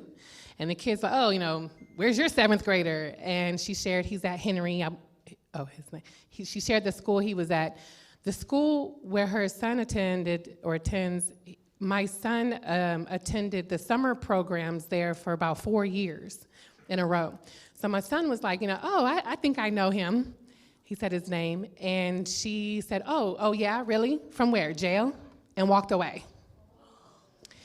I had to file this uniform complaint investigation, which I just got the results back on. The school admitted that she violated some ethics codes, but refused to consider some discrimination policies, and so I have to go through this whole appeal process. The school, thankfully, I have been working with the principal and the teachers, and they are amazing. A lot of the resources I've been hearing about today, they haven't even suggested, but we've been working on some other things I could share later. Thank you, Don. I'm gonna go ahead and move over to Lilia. Hello again. Like I say, my name is Lilia Ocampo, and I had 7 kids, 2 of them in Oropesa, and they're twins. They're so different, and they're a boy and a girl. My boy has been facing some challenges because he's short, skinny, so he get picked up often. And I didn't get it at first, but things start as comments when the new president came in office, and they will just say things, oh, your parents are going to go to Mexico. And it breaks my heart because, well, the good thing, they don't even understand what does that mean, but they still ask me, they got scared. And I said, no, we're not going nowhere. You don't worry, we're here, we're not going nowhere. And try to reassure him, and that was just the beginning. And well, those are comments that are made for kids, but also since he's little, he is easy, like push, and I've been working with the school, but it took a long time for it to be like properly addressed, I would say. Our counselor is really good and has been working around, and the way that has been addressed has changed with her.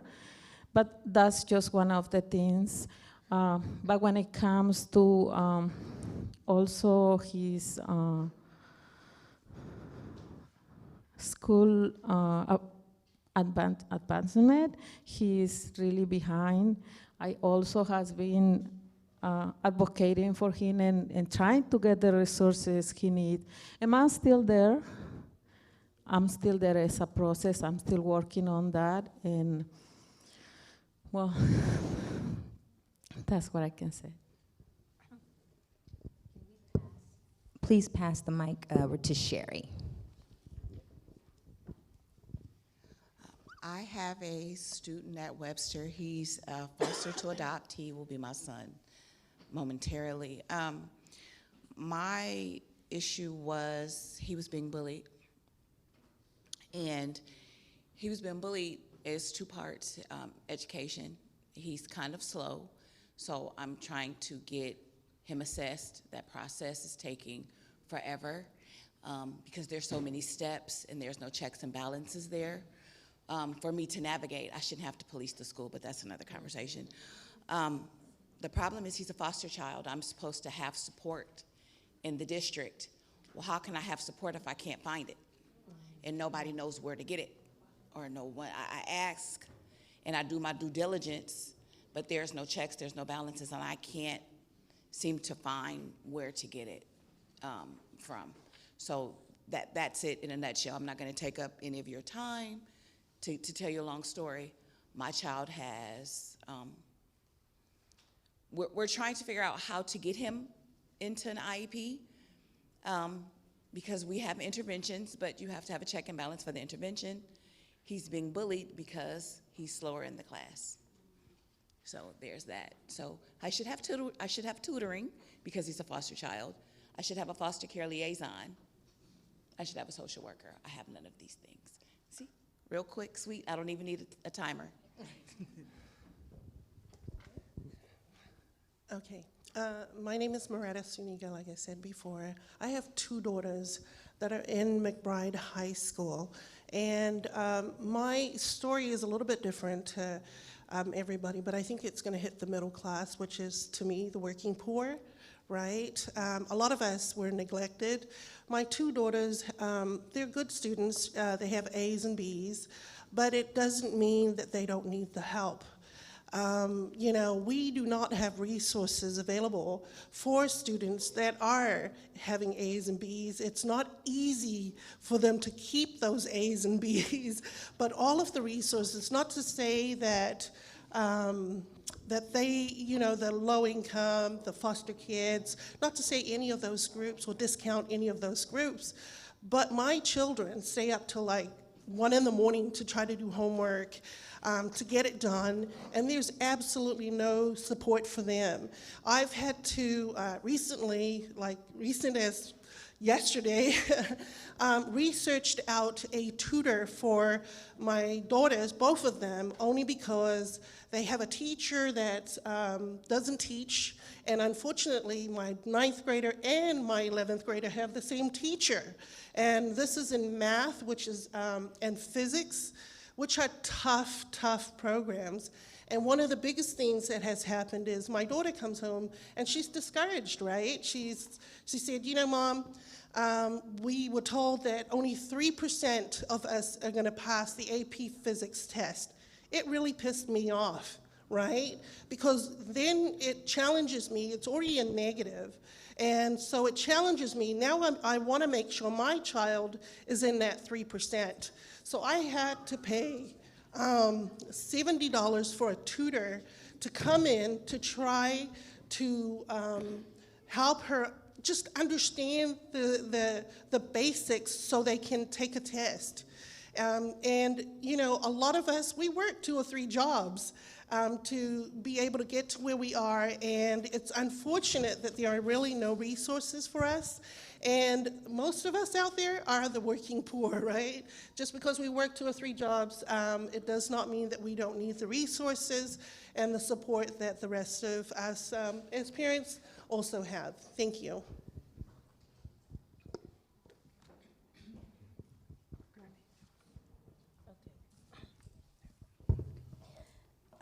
ខ្ញុំ start និយាយអំពីកូនស្រីខ្ញុំដែលមានអាយុ 13 ឆ្នាំដែលបានទទួលសាលា home school របស់គាត់នៅ Jefferson. I'm going to talk about my 13 years old daughter who has received homeschool at Jefferson. So that school ខ្ញុំនៅពេលដែលខ្ញុំត្រឡប់កូនខ្ញុំហើយនៅទៅ pick up កូនខ្ញុំគិតថាដូចជាអត់មានសុវត្ថិភាពល្អសម្រាប់កូនខ្ញុំ I felt that when I dropped off my daughter and picked her up, I felt that there is a lack of security or safety for my child.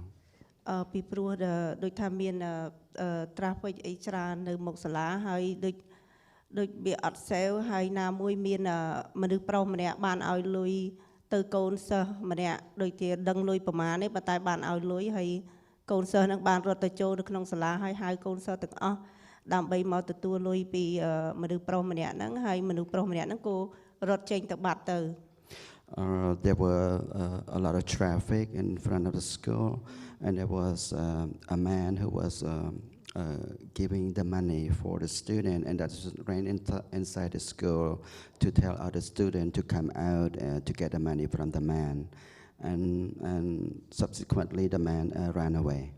ហើយបន្ទាប់មកកូនសិស្សទាំងអស់នឹងមករត់ឆ្វេងឆ្វាយនៅមុខនឹងដើម្បីចាំទទួលលុយពីម្នាក់ប្រុសហ្នឹងហើយដល់អត់ឃើញមនុស្សប្រុសនឹងរត់ទៅបាត់ទៅហើយកូនសិស្សទាំងអស់នឹងរត់ចូលក្នុងសាលាវិញទៅ And there were many students who ran outside to look for the man to receive the money, but the man had already ran away, and the student came back into the school. ហើយខ្ញុំគិតថាអត់សេវសម្រាប់កូនខ្ញុំពេលនោះខ្ញុំក៏សុំបដូរកូនខ្ញុំទៅជា school choice បដូរសាលាឆ្នាំបន្ទាប់ពីនឹងមក I felt that I concerned about the safety for my child, so I request to transfer the school for my child the year after that. ចាហើយខាងគ្រូ office ហ្នឹងគាត់ថាហេតុអីបានឯងផ្លាស់ប្ដូរកូនឯងនៅនឹងហើយកុំផ្លាស់ប្ដូរទៅណាអីតែអញ្ចឹងណា And the office, school office asked me, why do you want to change school for your child?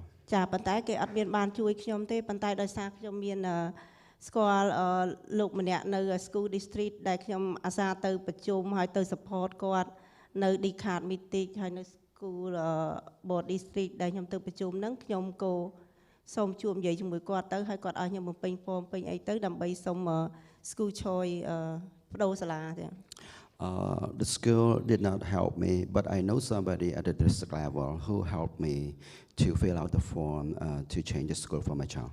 ចាដល់ពេលនោះកូនខ្ញុំបានបដូរសាលាទៅសាលា Roger ហើយសាលា Roger ជាសាលាមួយដ៏ល្អដែលខ្ញុំទុកចិត្តហើយកក់ក្ដៅបំផុត And she get to go to Rogers Middle School, and it's a school that I really feel confident in, and I really like that school. ហើយខ្ញុំសូមឲ្យ school district ហ្នឹងរៀបចំសាលា home school ហើយនិង school choice ឲ្យដូចគ្នាល្អឲ្យមានសាលាល្អដូចគ្នាទៅដូច្នេះកុំឲ្យមាន school choice អីចឹងណា I am requesting that the district provide a good school and a home school for the students. ចាអញ្ចឹងសូមអរគុណ Thank you all for being so brave. And I'm kind of going to do a little recap, and then I'm going to ask you all some questions.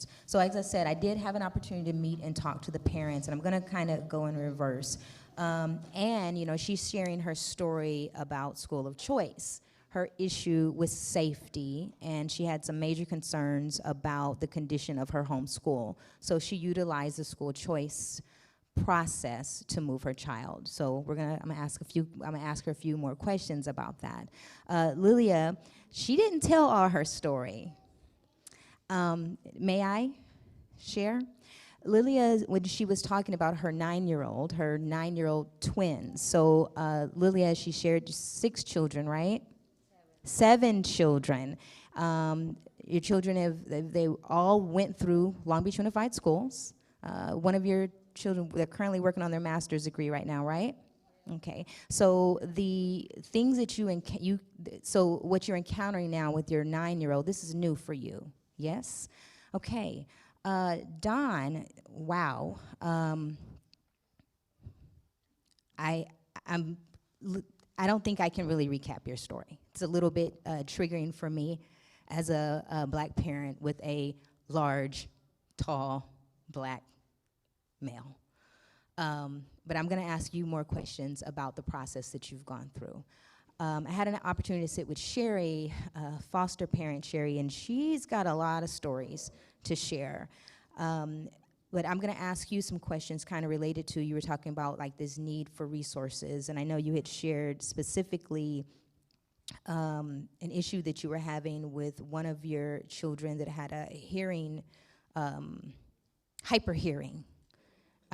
May I ask you questions related to how you've been able to get that resolved or in process of? Okay, so I'm going to ask you questions related to that. And Marietta, who joined us today, as you heard, her story is about academics. So her child, I have a question. Did you utilize a school of choice process for your children to be put into McBride? Yes. So although her children are it's in McBride, and someone please correct me if necessary, is one of the top performing schools in Long Beach, correct? So you're still having some challenges as a parent with you specifically in math. So I'm going to ask you some questions related to that. Okay, so let's start with Anne. You said safety. Tell me, how does it make you feel that your homeschool, Jefferson, was not good enough for your child? How does it make you feel? ដែលខ្ញុំមានអារម្មណ៍ថាដូច school នឹងដូចវាអនុញ្ញាតឲ្យមានមនុស្សអីមកឲ្យលុយឲ្យអីអញ្ចឹងហើយគ្នារត់ចេញមកឆ្លងខ្លះទៅចេញមកក្រៅព្រូចុះឡើងហើយឡាននឹងដូចវាចវេចវ៉ាត់អញ្ចឹងណាហើយឆ្លងពីខ្នល់មួយទៅខ្នល់មួយខ្ញុំខ្លាចថាមានបញ្ហា accident មានអីអញ្ចឹងពួកគាត់ I felt that the school allow someone to came in front of the school to give money to the students. Also, as well, there are traffics in front of the school that cause safety concern for the students. ហើយបន្ទាប់មកមានដូចអ្នកជិះកង់អីលក់គ្រឿងញៀនអីនៅហ្នឹងអញ្ចឹងណាហើយតាក់ទងនិយាយមួយក្មេងដែលគ្នាចេញពីសាលាមកអីចឹង And there are some who rode a bicycle to sell substance to the students. ដល់ចឹងហើយខ្ញុំចង់ឲ្យសាលាហ្នឹងទប់ស្កាត់កុំឲ្យមានមនុស្សពីក្រៅមកលក់គ្រឿងញៀនឬមួយក៏លក់គ្រឿងកញ្ឆាលក់អីនៅហ្នឹងទៅដើម្បីកុំឲ្យតាក់ទាញក្មេងហ្នឹងវាមកចេញទិញប្រើទៅវាអត់ចូលរៀនវាជប់រៀនអីខ្ញុំបរិយា I would like the school to intervene to stop someone come close to the school to sell marijuana to the students. Okay. And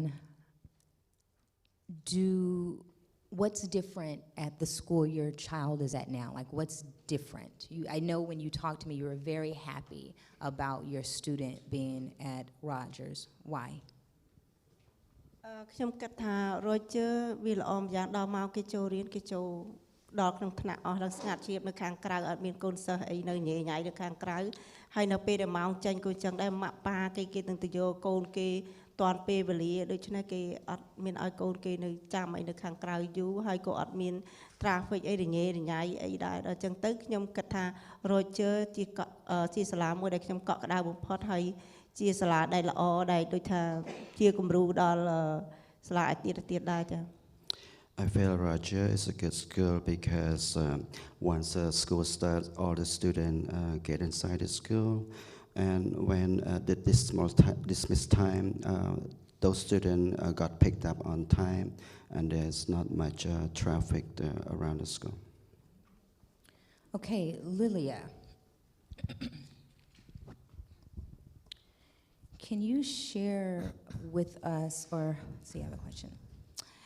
You began to tell us in your introduction that someone assisted you to get through your son's IEP. Can you tell us more about that? And it was successful, correct? He's now has an IEP? Well, Can I get someone that can take a moment just to tell us what an IEP is? Anyone? Or when we use the term IEP, does everyone understand what that term means? I'm going to ask someone just for a moment. I just want you to explain to everyone what that is. It's a long process, but in general, the IEP is an individual education plan that is it is written and based on assessments that are done, interventions and assessments that are done on students. Is a culminating plan, and it's definitely monitored, revised, reviewed systematically, periodically, but it's a plan that's used to help support the students' needs, and accommodations are created or modifications are devised to help support the students' academic needs and to help the students level the playing field and achieve academic success in their academic pursuits. Very general. Lilia, please share with us how you made it through that process. Well, I asked a friend of mine, two friends of mine, to go with me. One was a community organizer from Long Beach Forward, Cindy Brown, and another was a teacher, a retired teacher, Nancy. They went with me, and but that time it was my first time, and the goals were set too high, and they were not met. So recently, I asked for the goals to be more like realistic, and for communication, because my last in his third grade, there was no communication between the RSP teacher and the classroom teacher, and that make a big difference. So I asked for a better connection, and I'm also talking to the teacher more often. Yeah, but that's what it kind of working and getting like asking for feedback. I do my part at my house. I have my kid to read to me every day, and I ask the teacher how is it helping, and how can we keep like working together for my kid to get better on his academics. Why did you request an IEP for your child? He has an ADHD, and he was having behavior problems, and he was referred to the guidance center, and that's where the psychologists and the psychiatrists found out that he has attention deficit and hyperactivity. Okay, thank you. One other question to that. How was that determined? Was that determined from him being in the classroom? The psychiatrist said, psychologist and the psychiatrist tried to ask me if I want him to get medicine, but I opt for no and to work with him. Okay, thank you. Next question is going to be for Don. You had began to tell us about the process that uniform complaint procedure. Can you tell us how you led up to that, to getting to that, and how did you know about that? And I guess where are you now? So I did not know what a uniform complaint procedure was. I never, 1 minute. I had never experienced anything like this in the schools, but it happened. I had to have a lot of like restorative conversations and healing conversations with my son at home. I spoke with his counselor. I spoke with the principal. The principal there, who was just taken by it all, felt terrible about it. She shared that this process existed and informed me who to get in contact with at the school district to initiate this process. And so I did that. I filled this out, and I mentioned the results earlier. But more importantly, I initiated, because luckily my son has the mom who he has, right? And not all our big black boys has a mom that's just active in the community the way I am. So I just took some initiative to engage with the principal, with a couple of teachers, just saying, hey, I have some ideas. What do you think about this? And they were open. And we're actually rolling out something next week called Black Lives Matter at School. I'm elated about it. I'm excited that the principal was on board with it, the new vice principal, a couple of teachers. I thought they would do it in a class or two. They're doing it in their entire advisory program, so the whole school's gonna get it. But I'm still a little bit surprised that they never offered some of the programs or resources or assistance that I've heard here this morning that the district has, and they've been supportive. They've been, and I think had they been more equipped and informed about these, potential solutions, I feel like without a doubt they would have offered them, and so I feel like there might be some disconnect, even for teachers. And so, yeah, you said 1 minute. I think I went over 1 minute. Okay, so before we pass on, we are running a few minutes behind. So I just wanted to ask everyone's permission for us to continue for at least another 6 minutes. Is everyone okay with that? And lunch, has lunch arrived yet? Oh, so we're good, Lunch isn't even here yet. So, see, alarm went off. Let's go ahead and move to Sherry. Sherry, please. Yes, Sherry, please share, just real quick, tell us about your son and what you're doing to resolve that. I have an older son, Mauricio. He has hyperhearing, which is strange. You probably never even knew it existed. Basically, my son can be over there in that building and hear everything I say without. He had a wonderful teacher, Miss Fo Taylor. So real quick story so you'll understand. He had Bose headphones because he had to have noise counseling. So can you imagine if he can hear everybody in this room? So he had the headphones, and one of the other teachers said, he stole them, we won't get into that. Why does he have these headphones? So Miss Fo sent my son 2 classes away and had the person, liaison, whomever from the district, to say 5 words.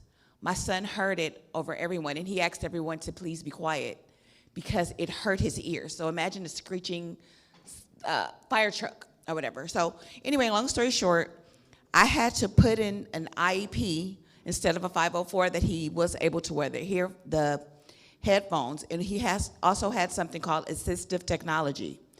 Well, to that point, assistive technology had not been on the West Side, people, at all. they couldn't even find a school. Those are resources that we have that are not offered to a lot of our children that are on this side.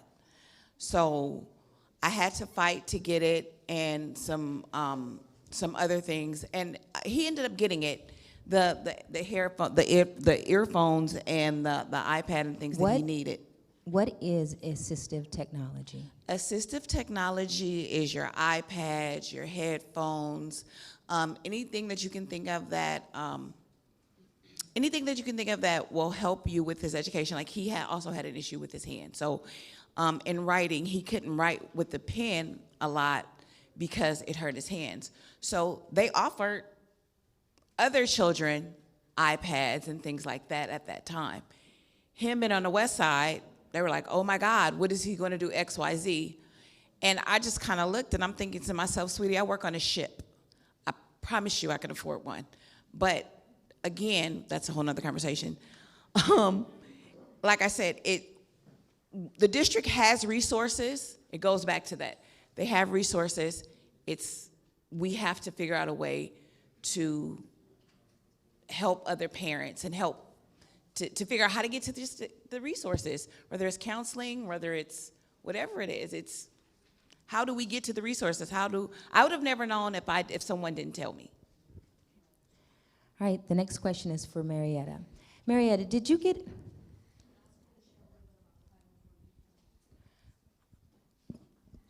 We're going to open up for some, but I'm going to write that down, okay? Can you share, did you get an opportunity to look at all the data during the data walk? Yes, I did. Did you, and I did not get a chance to, and I don't know what happened to my experts over here.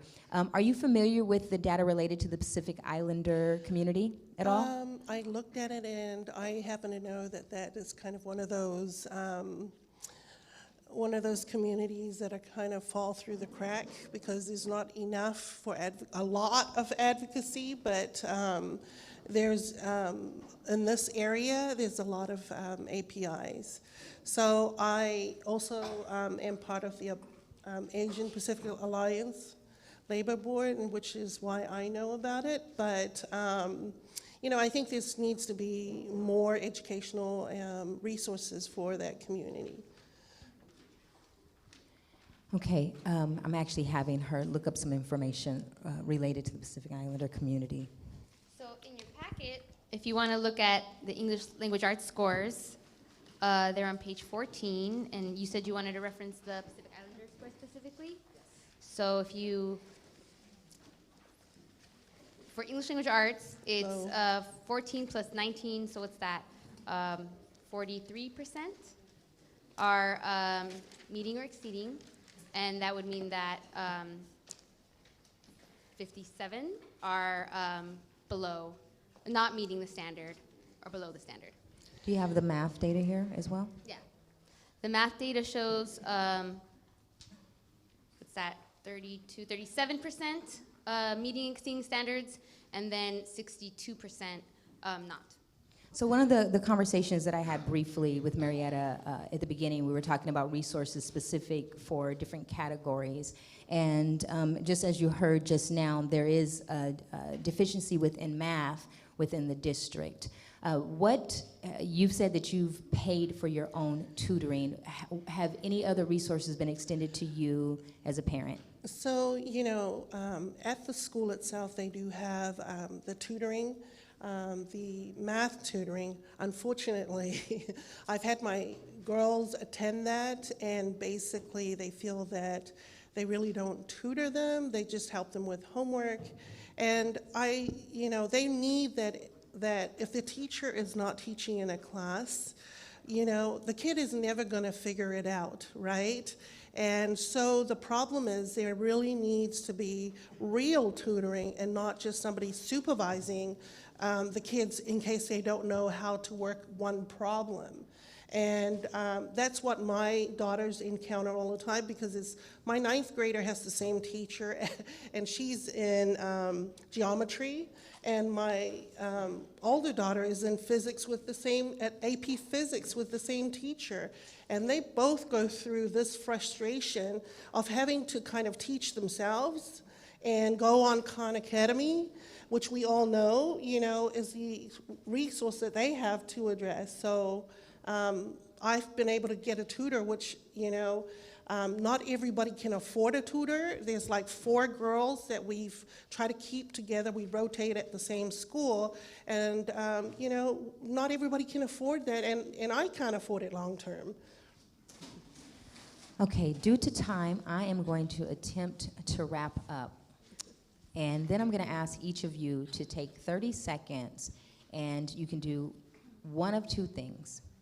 So I'm going to give you a moment to think about it. You can either share words of wisdom for other parents, because although all of you have stories, I know there's success stories behind all of your stories, because I've heard some of them. So you can either share some of words of wisdom to other parents and guardians that are either here or watching, or you can make a recommendation to the district. Okay, so you get to choose. So thank you all for being so brave. As you all see, there's so much, we need an entire day of this and like breaks and different things. So how many of you have questions? Can I just by a show of hands, and do you have question cards filled out? Because I've been told I have 5 minutes. Okay, so before we do the questions, we're going to do the 30 seconds, either words of wisdom or recommendation from the district. Team, do we want to collect these question cards? How do we want to go about doing this? Okay. If you have a question card, please toss it over in the toss them in the basket, pass them up. All right, we are going to start with Ann. You have 30 seconds. Words of wisdom or recommendation for the district.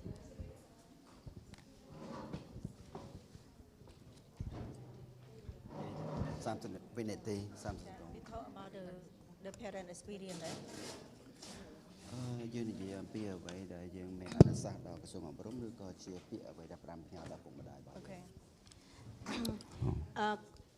ខ្ញុំគិតថាខ្ញុំជាឪពុកម្ដាយដែលរស់នៅទីក្រុង Long Beach នេះ I feel that I am a parent who lives in Long Beach City.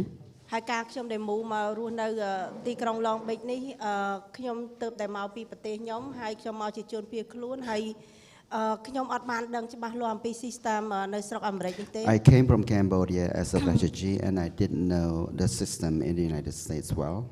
ហើយពេលនោះខ្ញុំអត់បានជួយកូនស្រីខ្ញុំបានដិតដល់ទេកូនស្រីច្បងខ្ញុំដិតដល់ទេពីព្រោះខ្ញុំអត់ដឹងប្រព័ន្ធ system គេនៅក្នុង school district ហ្នឹងចា Due to the lack of knowledge, I didn't get to help my oldest daughter fully when she started school in Long Beach. ចាហើយពេលនោះកូនខ្ញុំចេះតែបានទទួលសម្បត្តិពីសាលាពី school district អីមកញឹកញាប់ហើយខ្ញុំក៏អត់មានលទ្ធភាពនឹងអាចជួយនាងបាន And we received a lot of notice from school and I didn't have the ability to help my daughter. ចាដល់ពេលឥឡូវនេះខ្ញុំបានធ្វើការជានៅក្នុងសហគមន៍ខ្មែរយើងនៅ Long Beach ហើយបន្ទាប់មកខ្ញុំបានទៅប្រជុំនៅខាង LCAP meeting, LCAP meeting, school site council and school district board, and then I know a lot about how the system that can help my daughter and my son go through and successful. Yeah. She got it. Okay. So thank you so much. Okay. Thank you, Ann. 30 seconds, recommendation for the district or encouragement for other parents, words of wisdom. Both? You're going to do both? Go for it. Parents, be there at the schools for your kids, volunteer, attend meetings, learn so you can help them. And district, there is a lot of miscommunication between service to be providers and the students and parents. So this needs to be like more looked at and make sure that whatever is programs are implemented.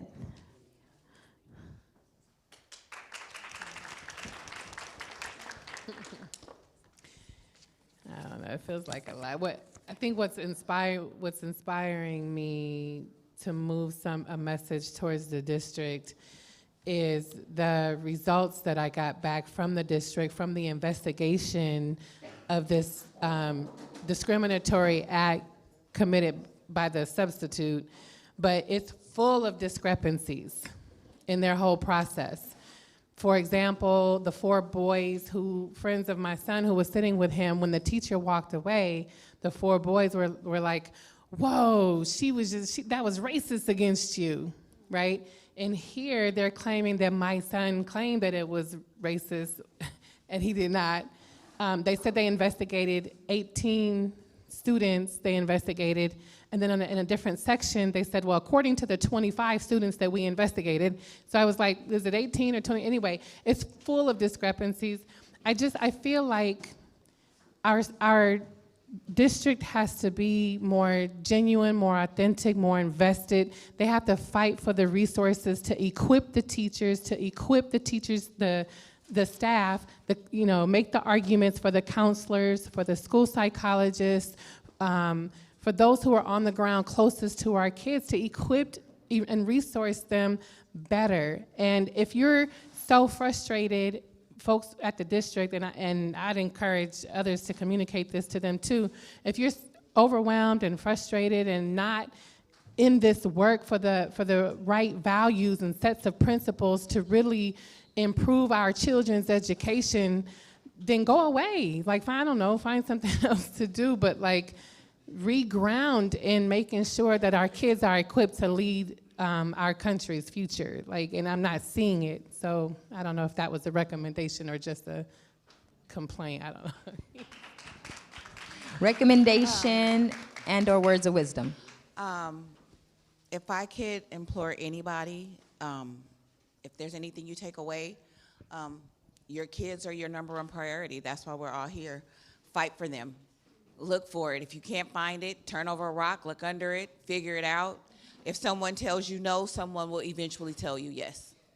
That was my words of wisdom. For the district, it was kind of to piggyback on something someone said over there. Instead of policing, how about we have some preventative measures? How about we have an open forum? This is a wonderful thing. We're diverse. We're eclectic. We are all here. What if we all put all of this energy into our kids and into having a voice? Let's have a voice. That's if nothing else, let's have a voice. They have to listen to us. At the end of the day, I hate to say it, we pay our taxes, we pay them. If they were in our house doing a job and they didn't do their job right, we would fire them. Let's raise our voices and figure it out. That's it. There's no long speech from me. Let's do something. I don't care what it is, just do something.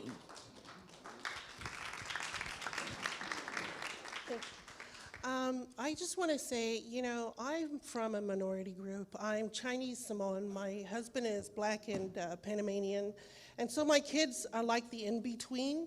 And I have kind of worked really hard to really kind of have them fit somewhere, right? And education has been one of the things in the forefront for some of us to try and help them with that. And my inspiration is your voice counts. Your voice counts as a whole, not as an individual. And so advocacy is a lot of help. But I want to say to the district that I'm a minority group too. And just because my children have A's and B's, it doesn't mean they didn't work hard for it. And why should we wait until they're failing to have resources to help them? I mean, this is, for me, so thank you. Okay, we have time for 2 questions. So thank you for those who submitted the cards. I'm gonna take the one question. I believe you also wrote it down, but one question was written down twice. So that's the question we're gonna ask. But before we do that, surveys, registration cards, don't forget that part. I wanna thank our panelists. Okay, I wanna thank Ann and Lilia and Don and Sherry and Marietta and our interpreter for being here today. And appreciate you. Keep fighting, keep being a voice. So the first question, and I don't know if we necessarily have to take it from the panel or if we can take it off the panel. What is a 504B? You want to answer, Nicole, or do you want to answer? 504? Who wants to answer that question? That was the one we had multiple here. Can you just real quick tell us what a 504 is? A 504 is not like an individual assessment plan. Basically, a 504 is a medical need or something like that. it's something to facilitate your child, it's to help your child. Basically, my child needed headphones. I have another child had needed water or something like that. It's not as restrictive, I guess, as because I can't speak to the school part. I'm just a parent. So when the 504, it basically implemented things that the district had to accommodate my child with. That's the quick version of it. Yeah. Okay. Rather than just behavioral, exactly. Okay. Well, the other question that we're gonna actually, I'm gonna allow the person to ask because I don't want to ask it. It's on a card, and I don't want to ask it because someone may throw something at me. Please Hey, stand Sherry, and. I totally agree with you that they need to hear us, and that's why we're here today. Earlier in the morning, we had the privilege of meeting many board members and the leader of today's LCAP discussion, and I would like to see how many of them are still in the room. I did see that you walked in shortly, but I also saw you outside for some of this presentation. So I'm so sorry to call you out on that, but this is really important to me today. Where are the rest of those board members? Because I think we all just talk to ourselves right now. Thank you for being brave and sharing that. I am gonna kind of, Robert, I am gonna thank him for being here. I know he stepped out, but he has been a true partner in this, and he has sat at the table with us, and sometimes we have not been very nice. So he's still here, but thank you for being so brave. I apologize that I'm going to have to shut it down because I've been told that I need to shut it down. There will be opportunity for some more question and answers toward the end. Angie, yes? So there'll be some opportunity for discussion. Please write your questions down on the form that you've been given. All of that information is collected. All of it is typed up. Okay? So whatever you give us today, it will be taken and it will be read. And hopefully it will be used. So Nicole is going to give some directions, and then you all can grab lunch. It's going to be a working lunch. Please grab your lunch, grab a seat, and we're going to roll into the next part of the program. All right, let's give a hand to our panelists first. That was an awesome panel. Thank you all. Thank you, Jerlene, for your awesome facilitation. I want to acknowledge that there's all these questions that were not named. We're sorry about that. We will write them up and write responses and email that to all of you. So again, please write your email in the exit survey so that you can receive the responses to some of these questions, as well as all the materials that we had today, and then we can continue the conversation. It's been a long morning. I know there's been a lot to take in, so we're going to take a short break to get lunch. But after that, I would like you to think about which breakout area you'd like to go to and go sit there for lunch, because we're going to have a working lunch. Over here is going to be academic achievement. You should look for me and Robert, who are going to be over here. If you're interested in school climate, if you're interested about the counselors, the suspension rates, the chronic absenteeism, go over here. You will be with Angie and Martha. We haven't gotten to introduce Martha yet. Martha, where are you? Okay, Martha from Latinos in Action will be over there, along with Angie. And then if you're interested in parent involvement, kind of come in this area right here and look for Jerlene, Alyssa, and Betty, who we also haven't gotten to introduce. So please take a moment to think about where you want to go, grab some lunch, bring your handouts, please, and we will probably start that in about 15 minutes. Regarding lunches are available over here. We have a few vegetarian lunches for those of you that ordered them. So if you didn't order a vegetarian lunch, please don't take one, because the ones that did order won't be able to get one. Thank you.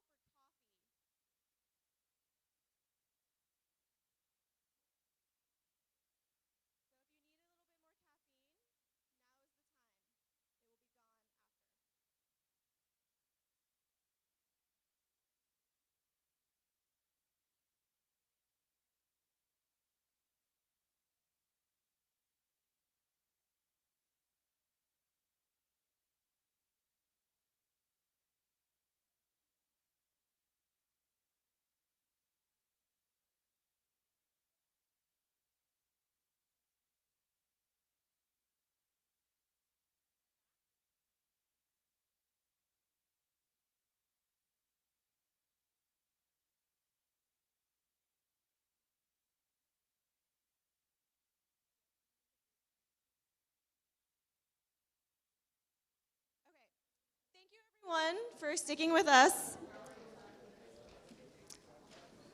Can everyone hear me? Yes?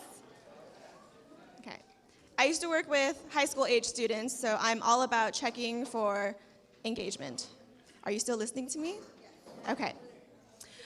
So thank you all for all the thought you put into developing recommendations to make our schools more responsive to students' needs, to families' needs, and other people in your community. In the next 10, 15 minutes, we're going to hear what other groups were talking about. They might have some very concrete recommendations. Some may not. I know I was a part of a group that was very creative and therefore had a lot of different things to talk about. I'm very excited to share. But we'll be able to hear from everyone, and afterwards, we're going to do a little bit of reflection about this process for today, and then we'll talk about next steps. Because in order to see those recommendations in writing, in action, it's going to take more conversations and more work. So we're going to start to talk about that, and then we'll close. So with that, I'm going to call up the school climate and student engagement breakout.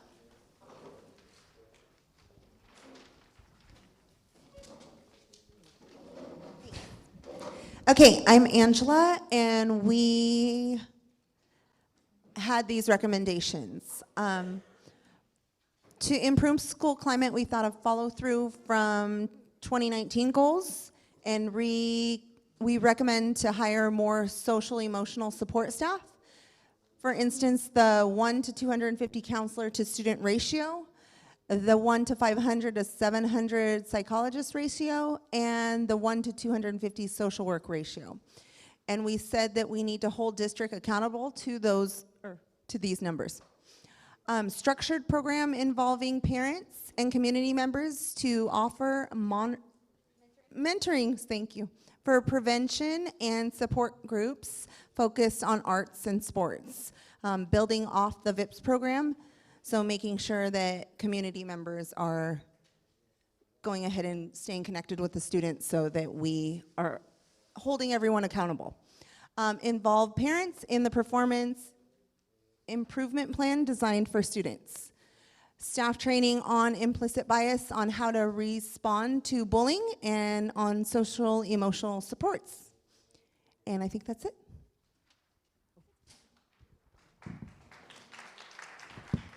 Thank you. Can we have academic achievement next?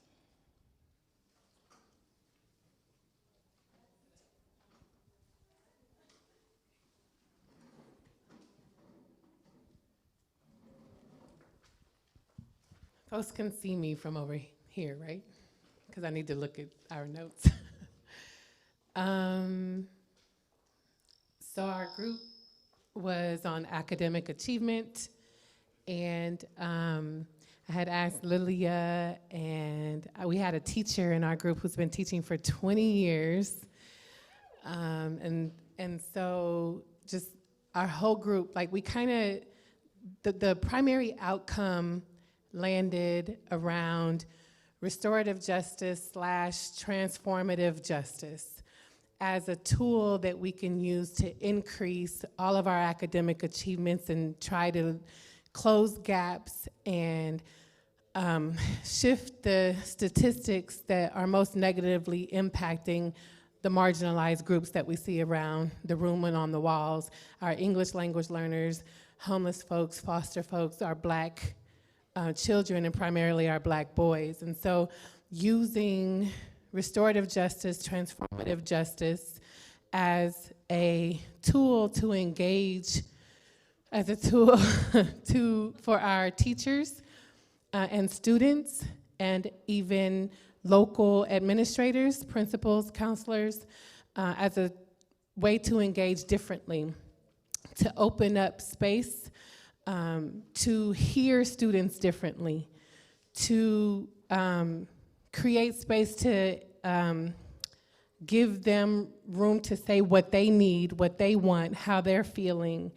And by doing that, that allows the students to feel more competent, to feel more comfortable, to feel more seen and heard, and therefore more motivated to engage differently. And so using that, having that tool, also creating some metrics around that tool also allows space for accountability on teachers and how they're engaging with students differently. And so we can't just say hold our teachers accountable towards what, right? And then there's issues with unions maybe in there. And so using this as a tool to engage differently, shift the statistics, create some metrics around restorative justice, how, measure how often they're engaging differently, what that engagement looks like, how we're assessing it, measuring the outcomes by looking at the shifts in the statistics, and developing those metrics with the students, developing those metrics with the teachers so that they feel some ownership in this process, include parents in that process. By doing all this, we're creating an entire culture shift. And I feel like there was, and then so how are we gonna resource this if we're talking about adding transformative justice counselors or funding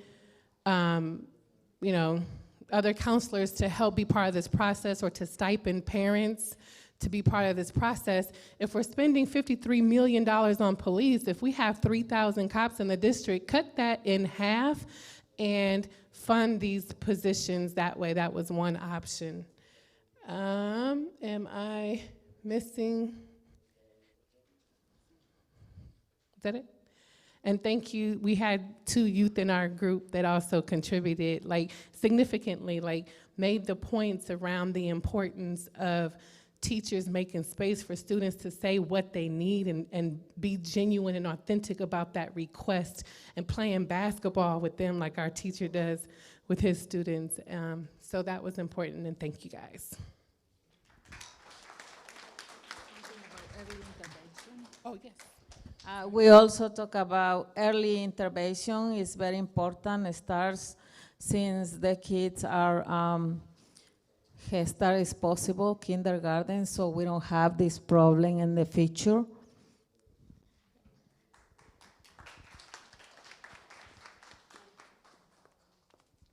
Thank you. We're now gonna do parent involvement.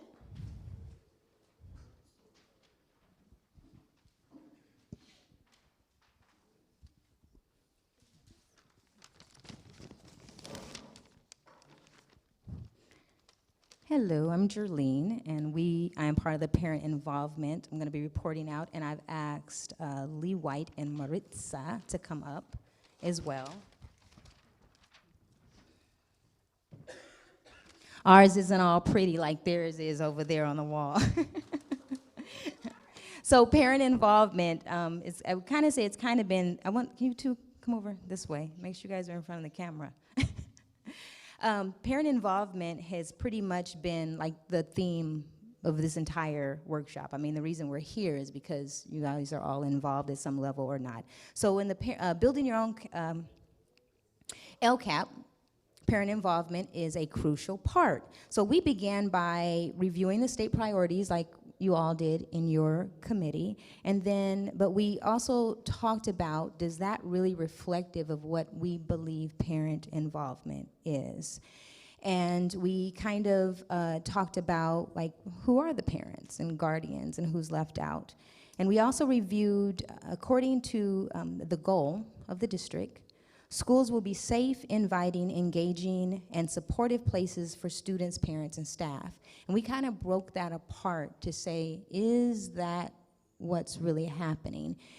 But our main tool that we reflected upon was this survey results that you all saw during your data walk that says pretty much all the groups are 90% content, or parents are 90% content with all subgroups with what they're experiencing. And the first question that we asked was,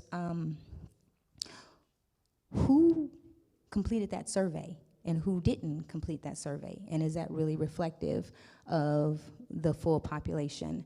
So, okay, state priorities. We were asking, are we asking the right questions?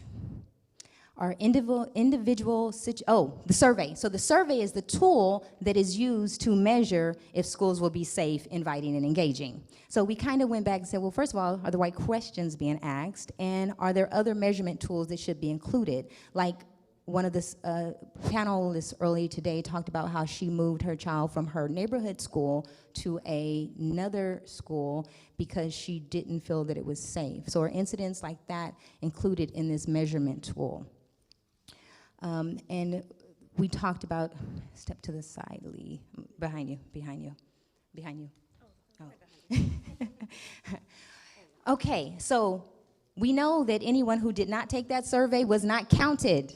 So who probably was left out? Working parents, some foster parents, grandparents, due to limited communications, parents with time restrictions, parents without technology and language restrictions. This is also, the question was who was left out of the parent engagement conversation. And when we said, well, why are they left out? Communication tools, not all the tools. We know that the district has provided many tools, text messages, flyers, meetings, but when we did a raising of hands and we talked about one specific item being shared, one learned from a text, one learned from a PTO meeting, one learned from a flyer, and the rest of the parents did not know about the program at all, which happened to be a program that was supposed to help resolve the communication tools.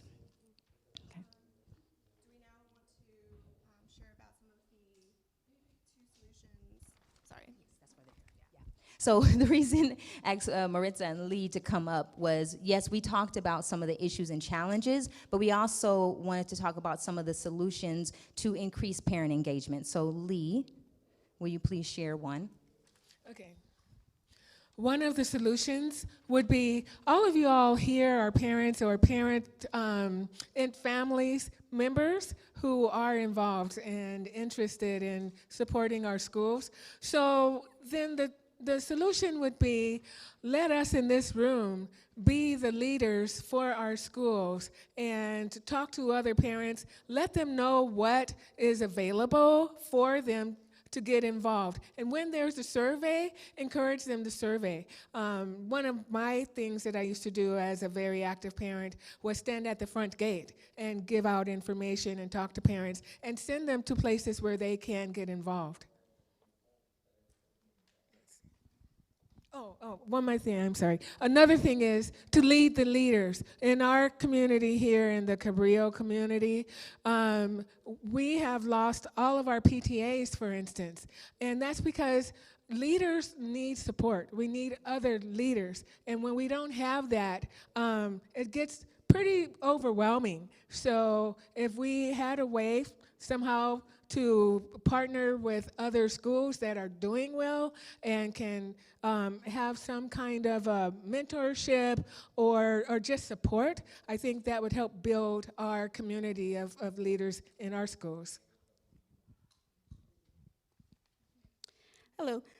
So just quickly, something I actually forgot to mention as a result of the communication barrier, our school actually went paperless last year. So that's another issue that a lot of people don't have access. The flyers aren't going home anymore. And I did give some numbers just reflective of our school and to help give the group a better understanding. Our school at Webster, we have approximately 600 students enrolled. We have 70 families that are part of the PTA, or 70 members of the PTO, the PTO. And a handful of those are staff. This year we did start alternating meetings. We do morning meetings and then we do afternoon meetings to try to get more staff, support staff and teacher involvement. What else? And so the other thing for me was, it's like a one-liner goal and it's measured by that percentage. However, the district developed it. It wasn't a collaborative effort where parents and students and staff where their input was taken into consideration. So I think we need to look at our goal and our metrics. For example, like, what does that goal entail? Like, there needs to be more than a one-liner for us to meet that goal. Like, okay, how do we get there? Okay, we know what the goal is. How do we get from here to there? And just want to thank all of you for being here, because this is how we stimulate change. So I just wanted to kind of add to what Marissa was saying. So maybe the survey is not enough. And so thank you, Lee and White, for being examples of what parent engagement looks like and being an encouragement to other parents to get involved.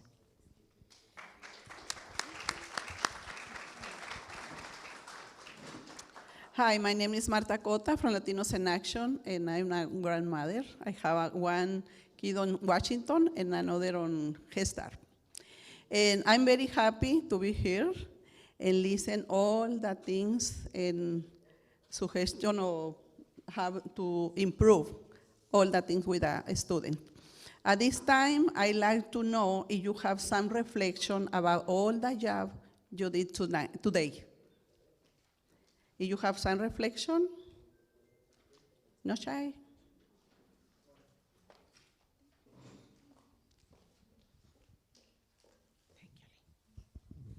I really appreciate having the opportunity to meet with other parents, grandparents, and community members in a forum like this, because we're able to share what's happening at our school, but also learn what's happening others and get some recommendations that we can come back to our schools and make a difference. And it's encouraging because I think more people can get involved. The more we know, the more we can get involved.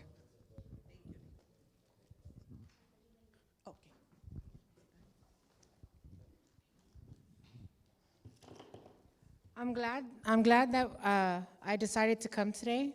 I came not knowing what it was about. I came wondering, why would a meeting be this long? It must be important, so I'm gonna go. And it said for staff, parents, and students. I wanted my girls to come just in case. And they did hear the panel stories. And my daughter was actually at Jefferson when that happened to the other lady's daughter, where she had to move her. And I remember when that happened, and that was terrible. So it made me feel like we're all going through the same thing, and we're all here for the same reason, and that's to make things better.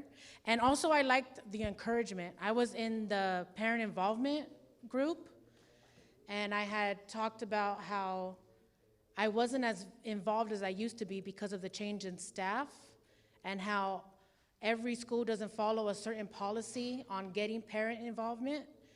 And now I'm not involved as much as I used to be. And the people here just like really encouraged me to start that again. And hearing everybody's stories and how they're feeling about this meeting is also very encouraging.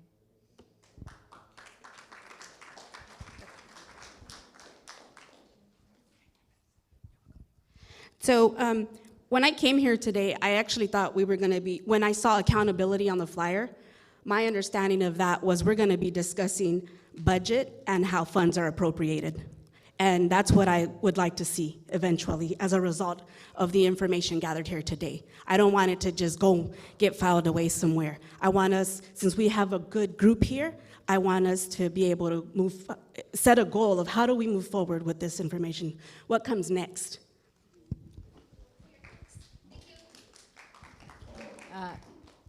I think that we did a good job here. We talk a lot and we come together. I want to invite parents to invite another parents to get involved and to talk about your story, to share stories, to find people that have the same story, and to come together. But because I think that's the way we can move things forward and change things. That's it. Thank you, Lilia. Can I say something real quick? I put up a sign-up sheet over there because of those who are saying that they would like to stay involved and don't want this information to just live on these sheets of paper, but rather turn into action.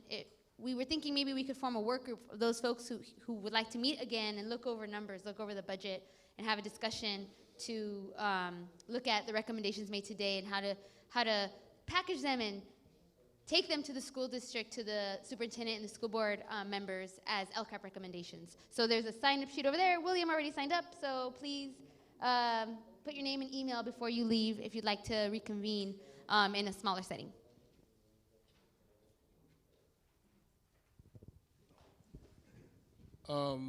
I'm one of the vets around here, and honestly, I started to leave thinking that it was going to be a joke. Lilia, she talked me into staying. I see Sherry out here, and I learned a lot. Reflecting back on everything that happened today, it was nice to see some of the staff out here and still out here and people from the community. However, in the long run, we would like to see more of the staff staying through it and some of the teachers or better yet, the principals coming out to these events so that we can not necessarily badger them about what's going on in particular school, but to learn how to communicate, because we have a very diverse community, especially on this side. We have English speaking, we have Spanish speaking, we have Tagalog, Cambodian, and unfortunately, when flyers go out, they only go out in English and Spanish.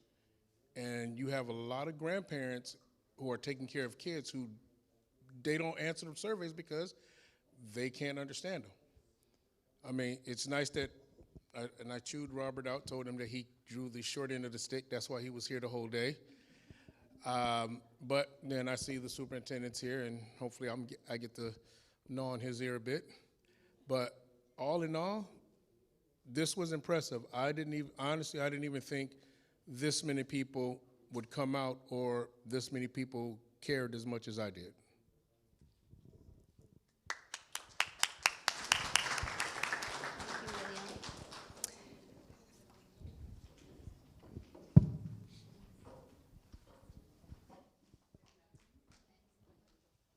So I'm gonna piggyback on Marita's point. She was one of the panelists where she said that on the LCAP, sometimes groups go misrepresented because we have this wonderful formula that we came up with in 2013 that says that most funds should go to underrepresented or what is the term we use?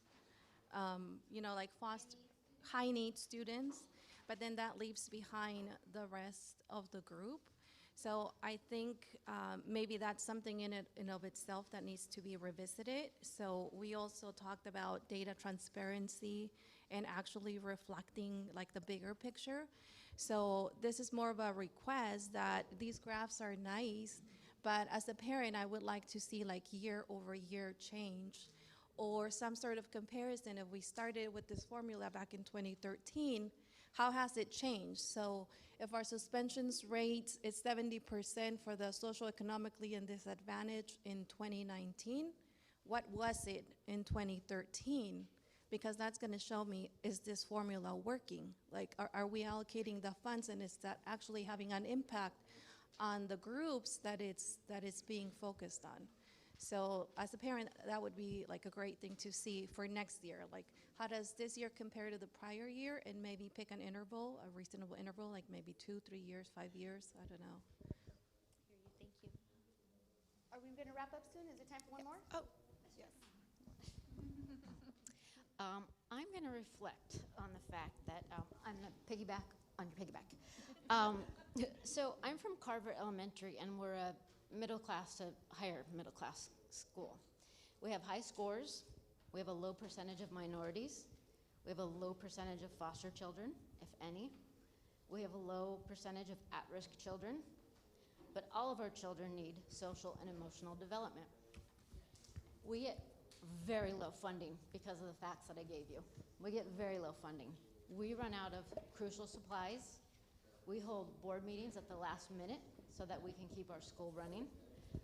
Robert was very empathetic when I talked to him about my concerns. I love his words of a full plan for every student, every day. All means all.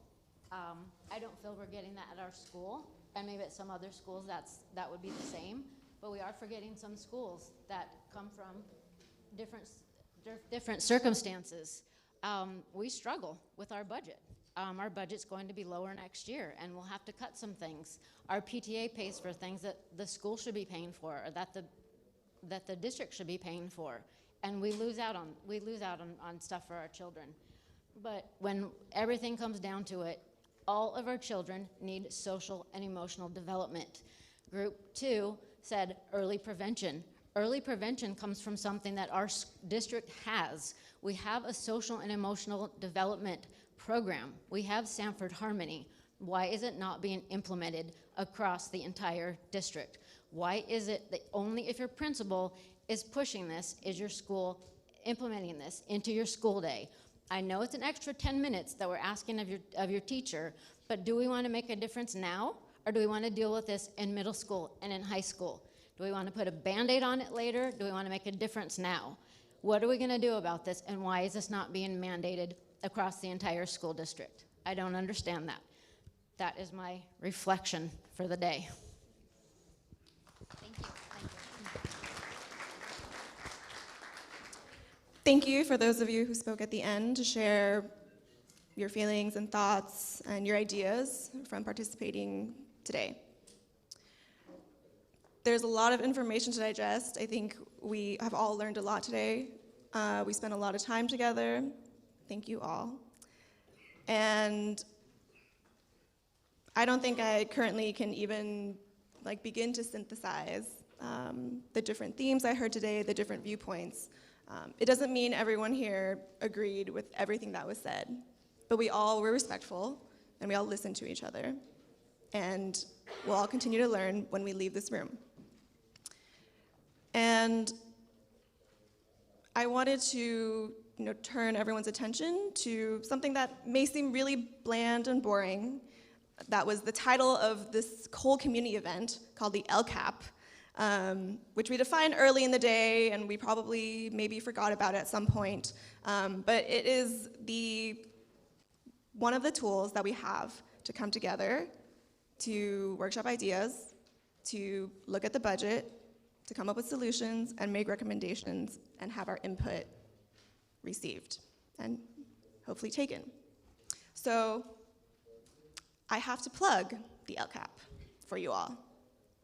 So I will let you know that based on what the district has shared, their development timeline for this is on April 15th, the first draft of the LCAP is released. On the first week of June, this is a little tentative, but around June is when there will be the first public hearing for the LCAP. And the hearing after that, or the board meeting after that, around June 17th perhaps, is when the board will vote on the LCAP.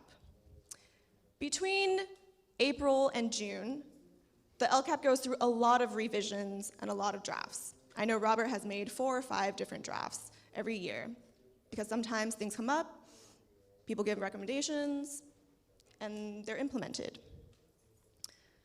But between now and April is a lot of time.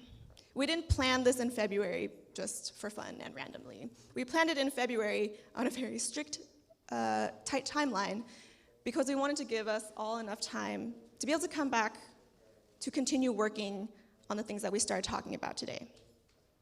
So there are different ideas, I think, that people might have. I think people start to form relationships or friendships. Maybe you met someone you didn't know today and you felt less alone. This is very flattering. Thank you. Can you hear me? Okay.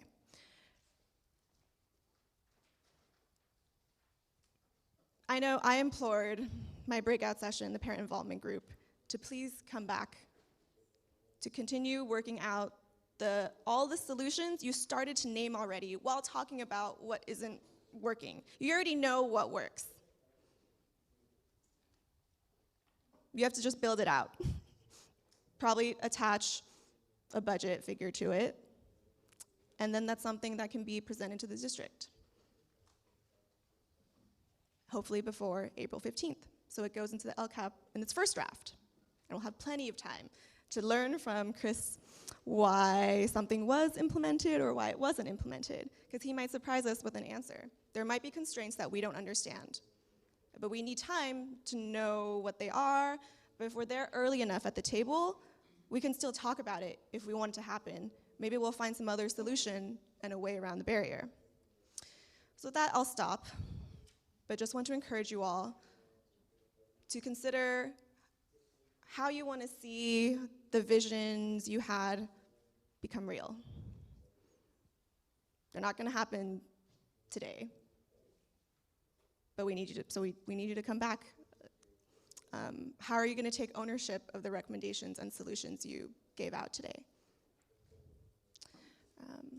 So with that, please note on your exit survey what kind of things you want to be involved in. Do you want to learn about the LCAP? Do you want to have a study session and a party on April 15th to see what the LCAP looks like and find your recommendation? It's 200 pages, probably, so we will need all of us. Do you want to form a work group and deep dive into topics that we didn't even get to discuss today? Do you want a town hall format to talk about issues so the district answers your questions? Think about different things that you're interested in and what you need. And I hope you write it down on your exit survey. When we designed it, we only asked about a town hall format. But there are so many other things that you can do to stay involved. So please write down what you're interested in so we can follow up and keep inviting you to long meetings, very long meetings, where we get a lot of work done. Also a reminder, please sign up with your email and name. Please exchange info with your neighbors. You know now who is also willing to spend 6 or 7 hours on a Saturday to talk about the things that you also care about. They're a part of your community, and I hope you feel less alone.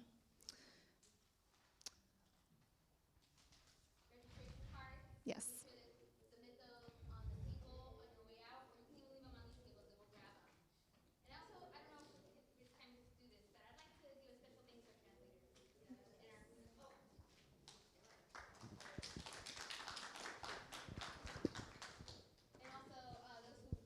Film, but I don't know if you're finished, Betty. We could get into thank yous.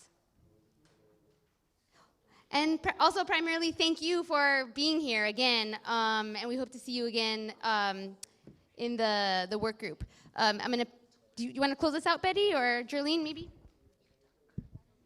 Outside, there's a beautiful selection of books. If you want your book, you need to turn in a survey and a registration form. We have people out there right now. See all those books on that table? They are amazing. I believe all of them are hardbacks too, right, Angie? And they were donated by the Children's Defense Fund? Donors of the Children's Defense Fund. Donors of the Children's Defense Fund. Oh, see, look at them.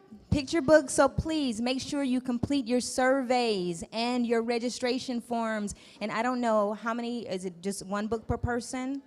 I think we have enough for one per person, maybe two. Yeah. You can negotiate that on your way Yeah, out. one per person, but if you hang around till everybody got one, you may be able to go get a second. Thank you, Jerlene. Can we get one last round of applause? And thanks to all of our presenters, volunteers, to all the co-planners, and all our organizations. Thank you. Have a great day.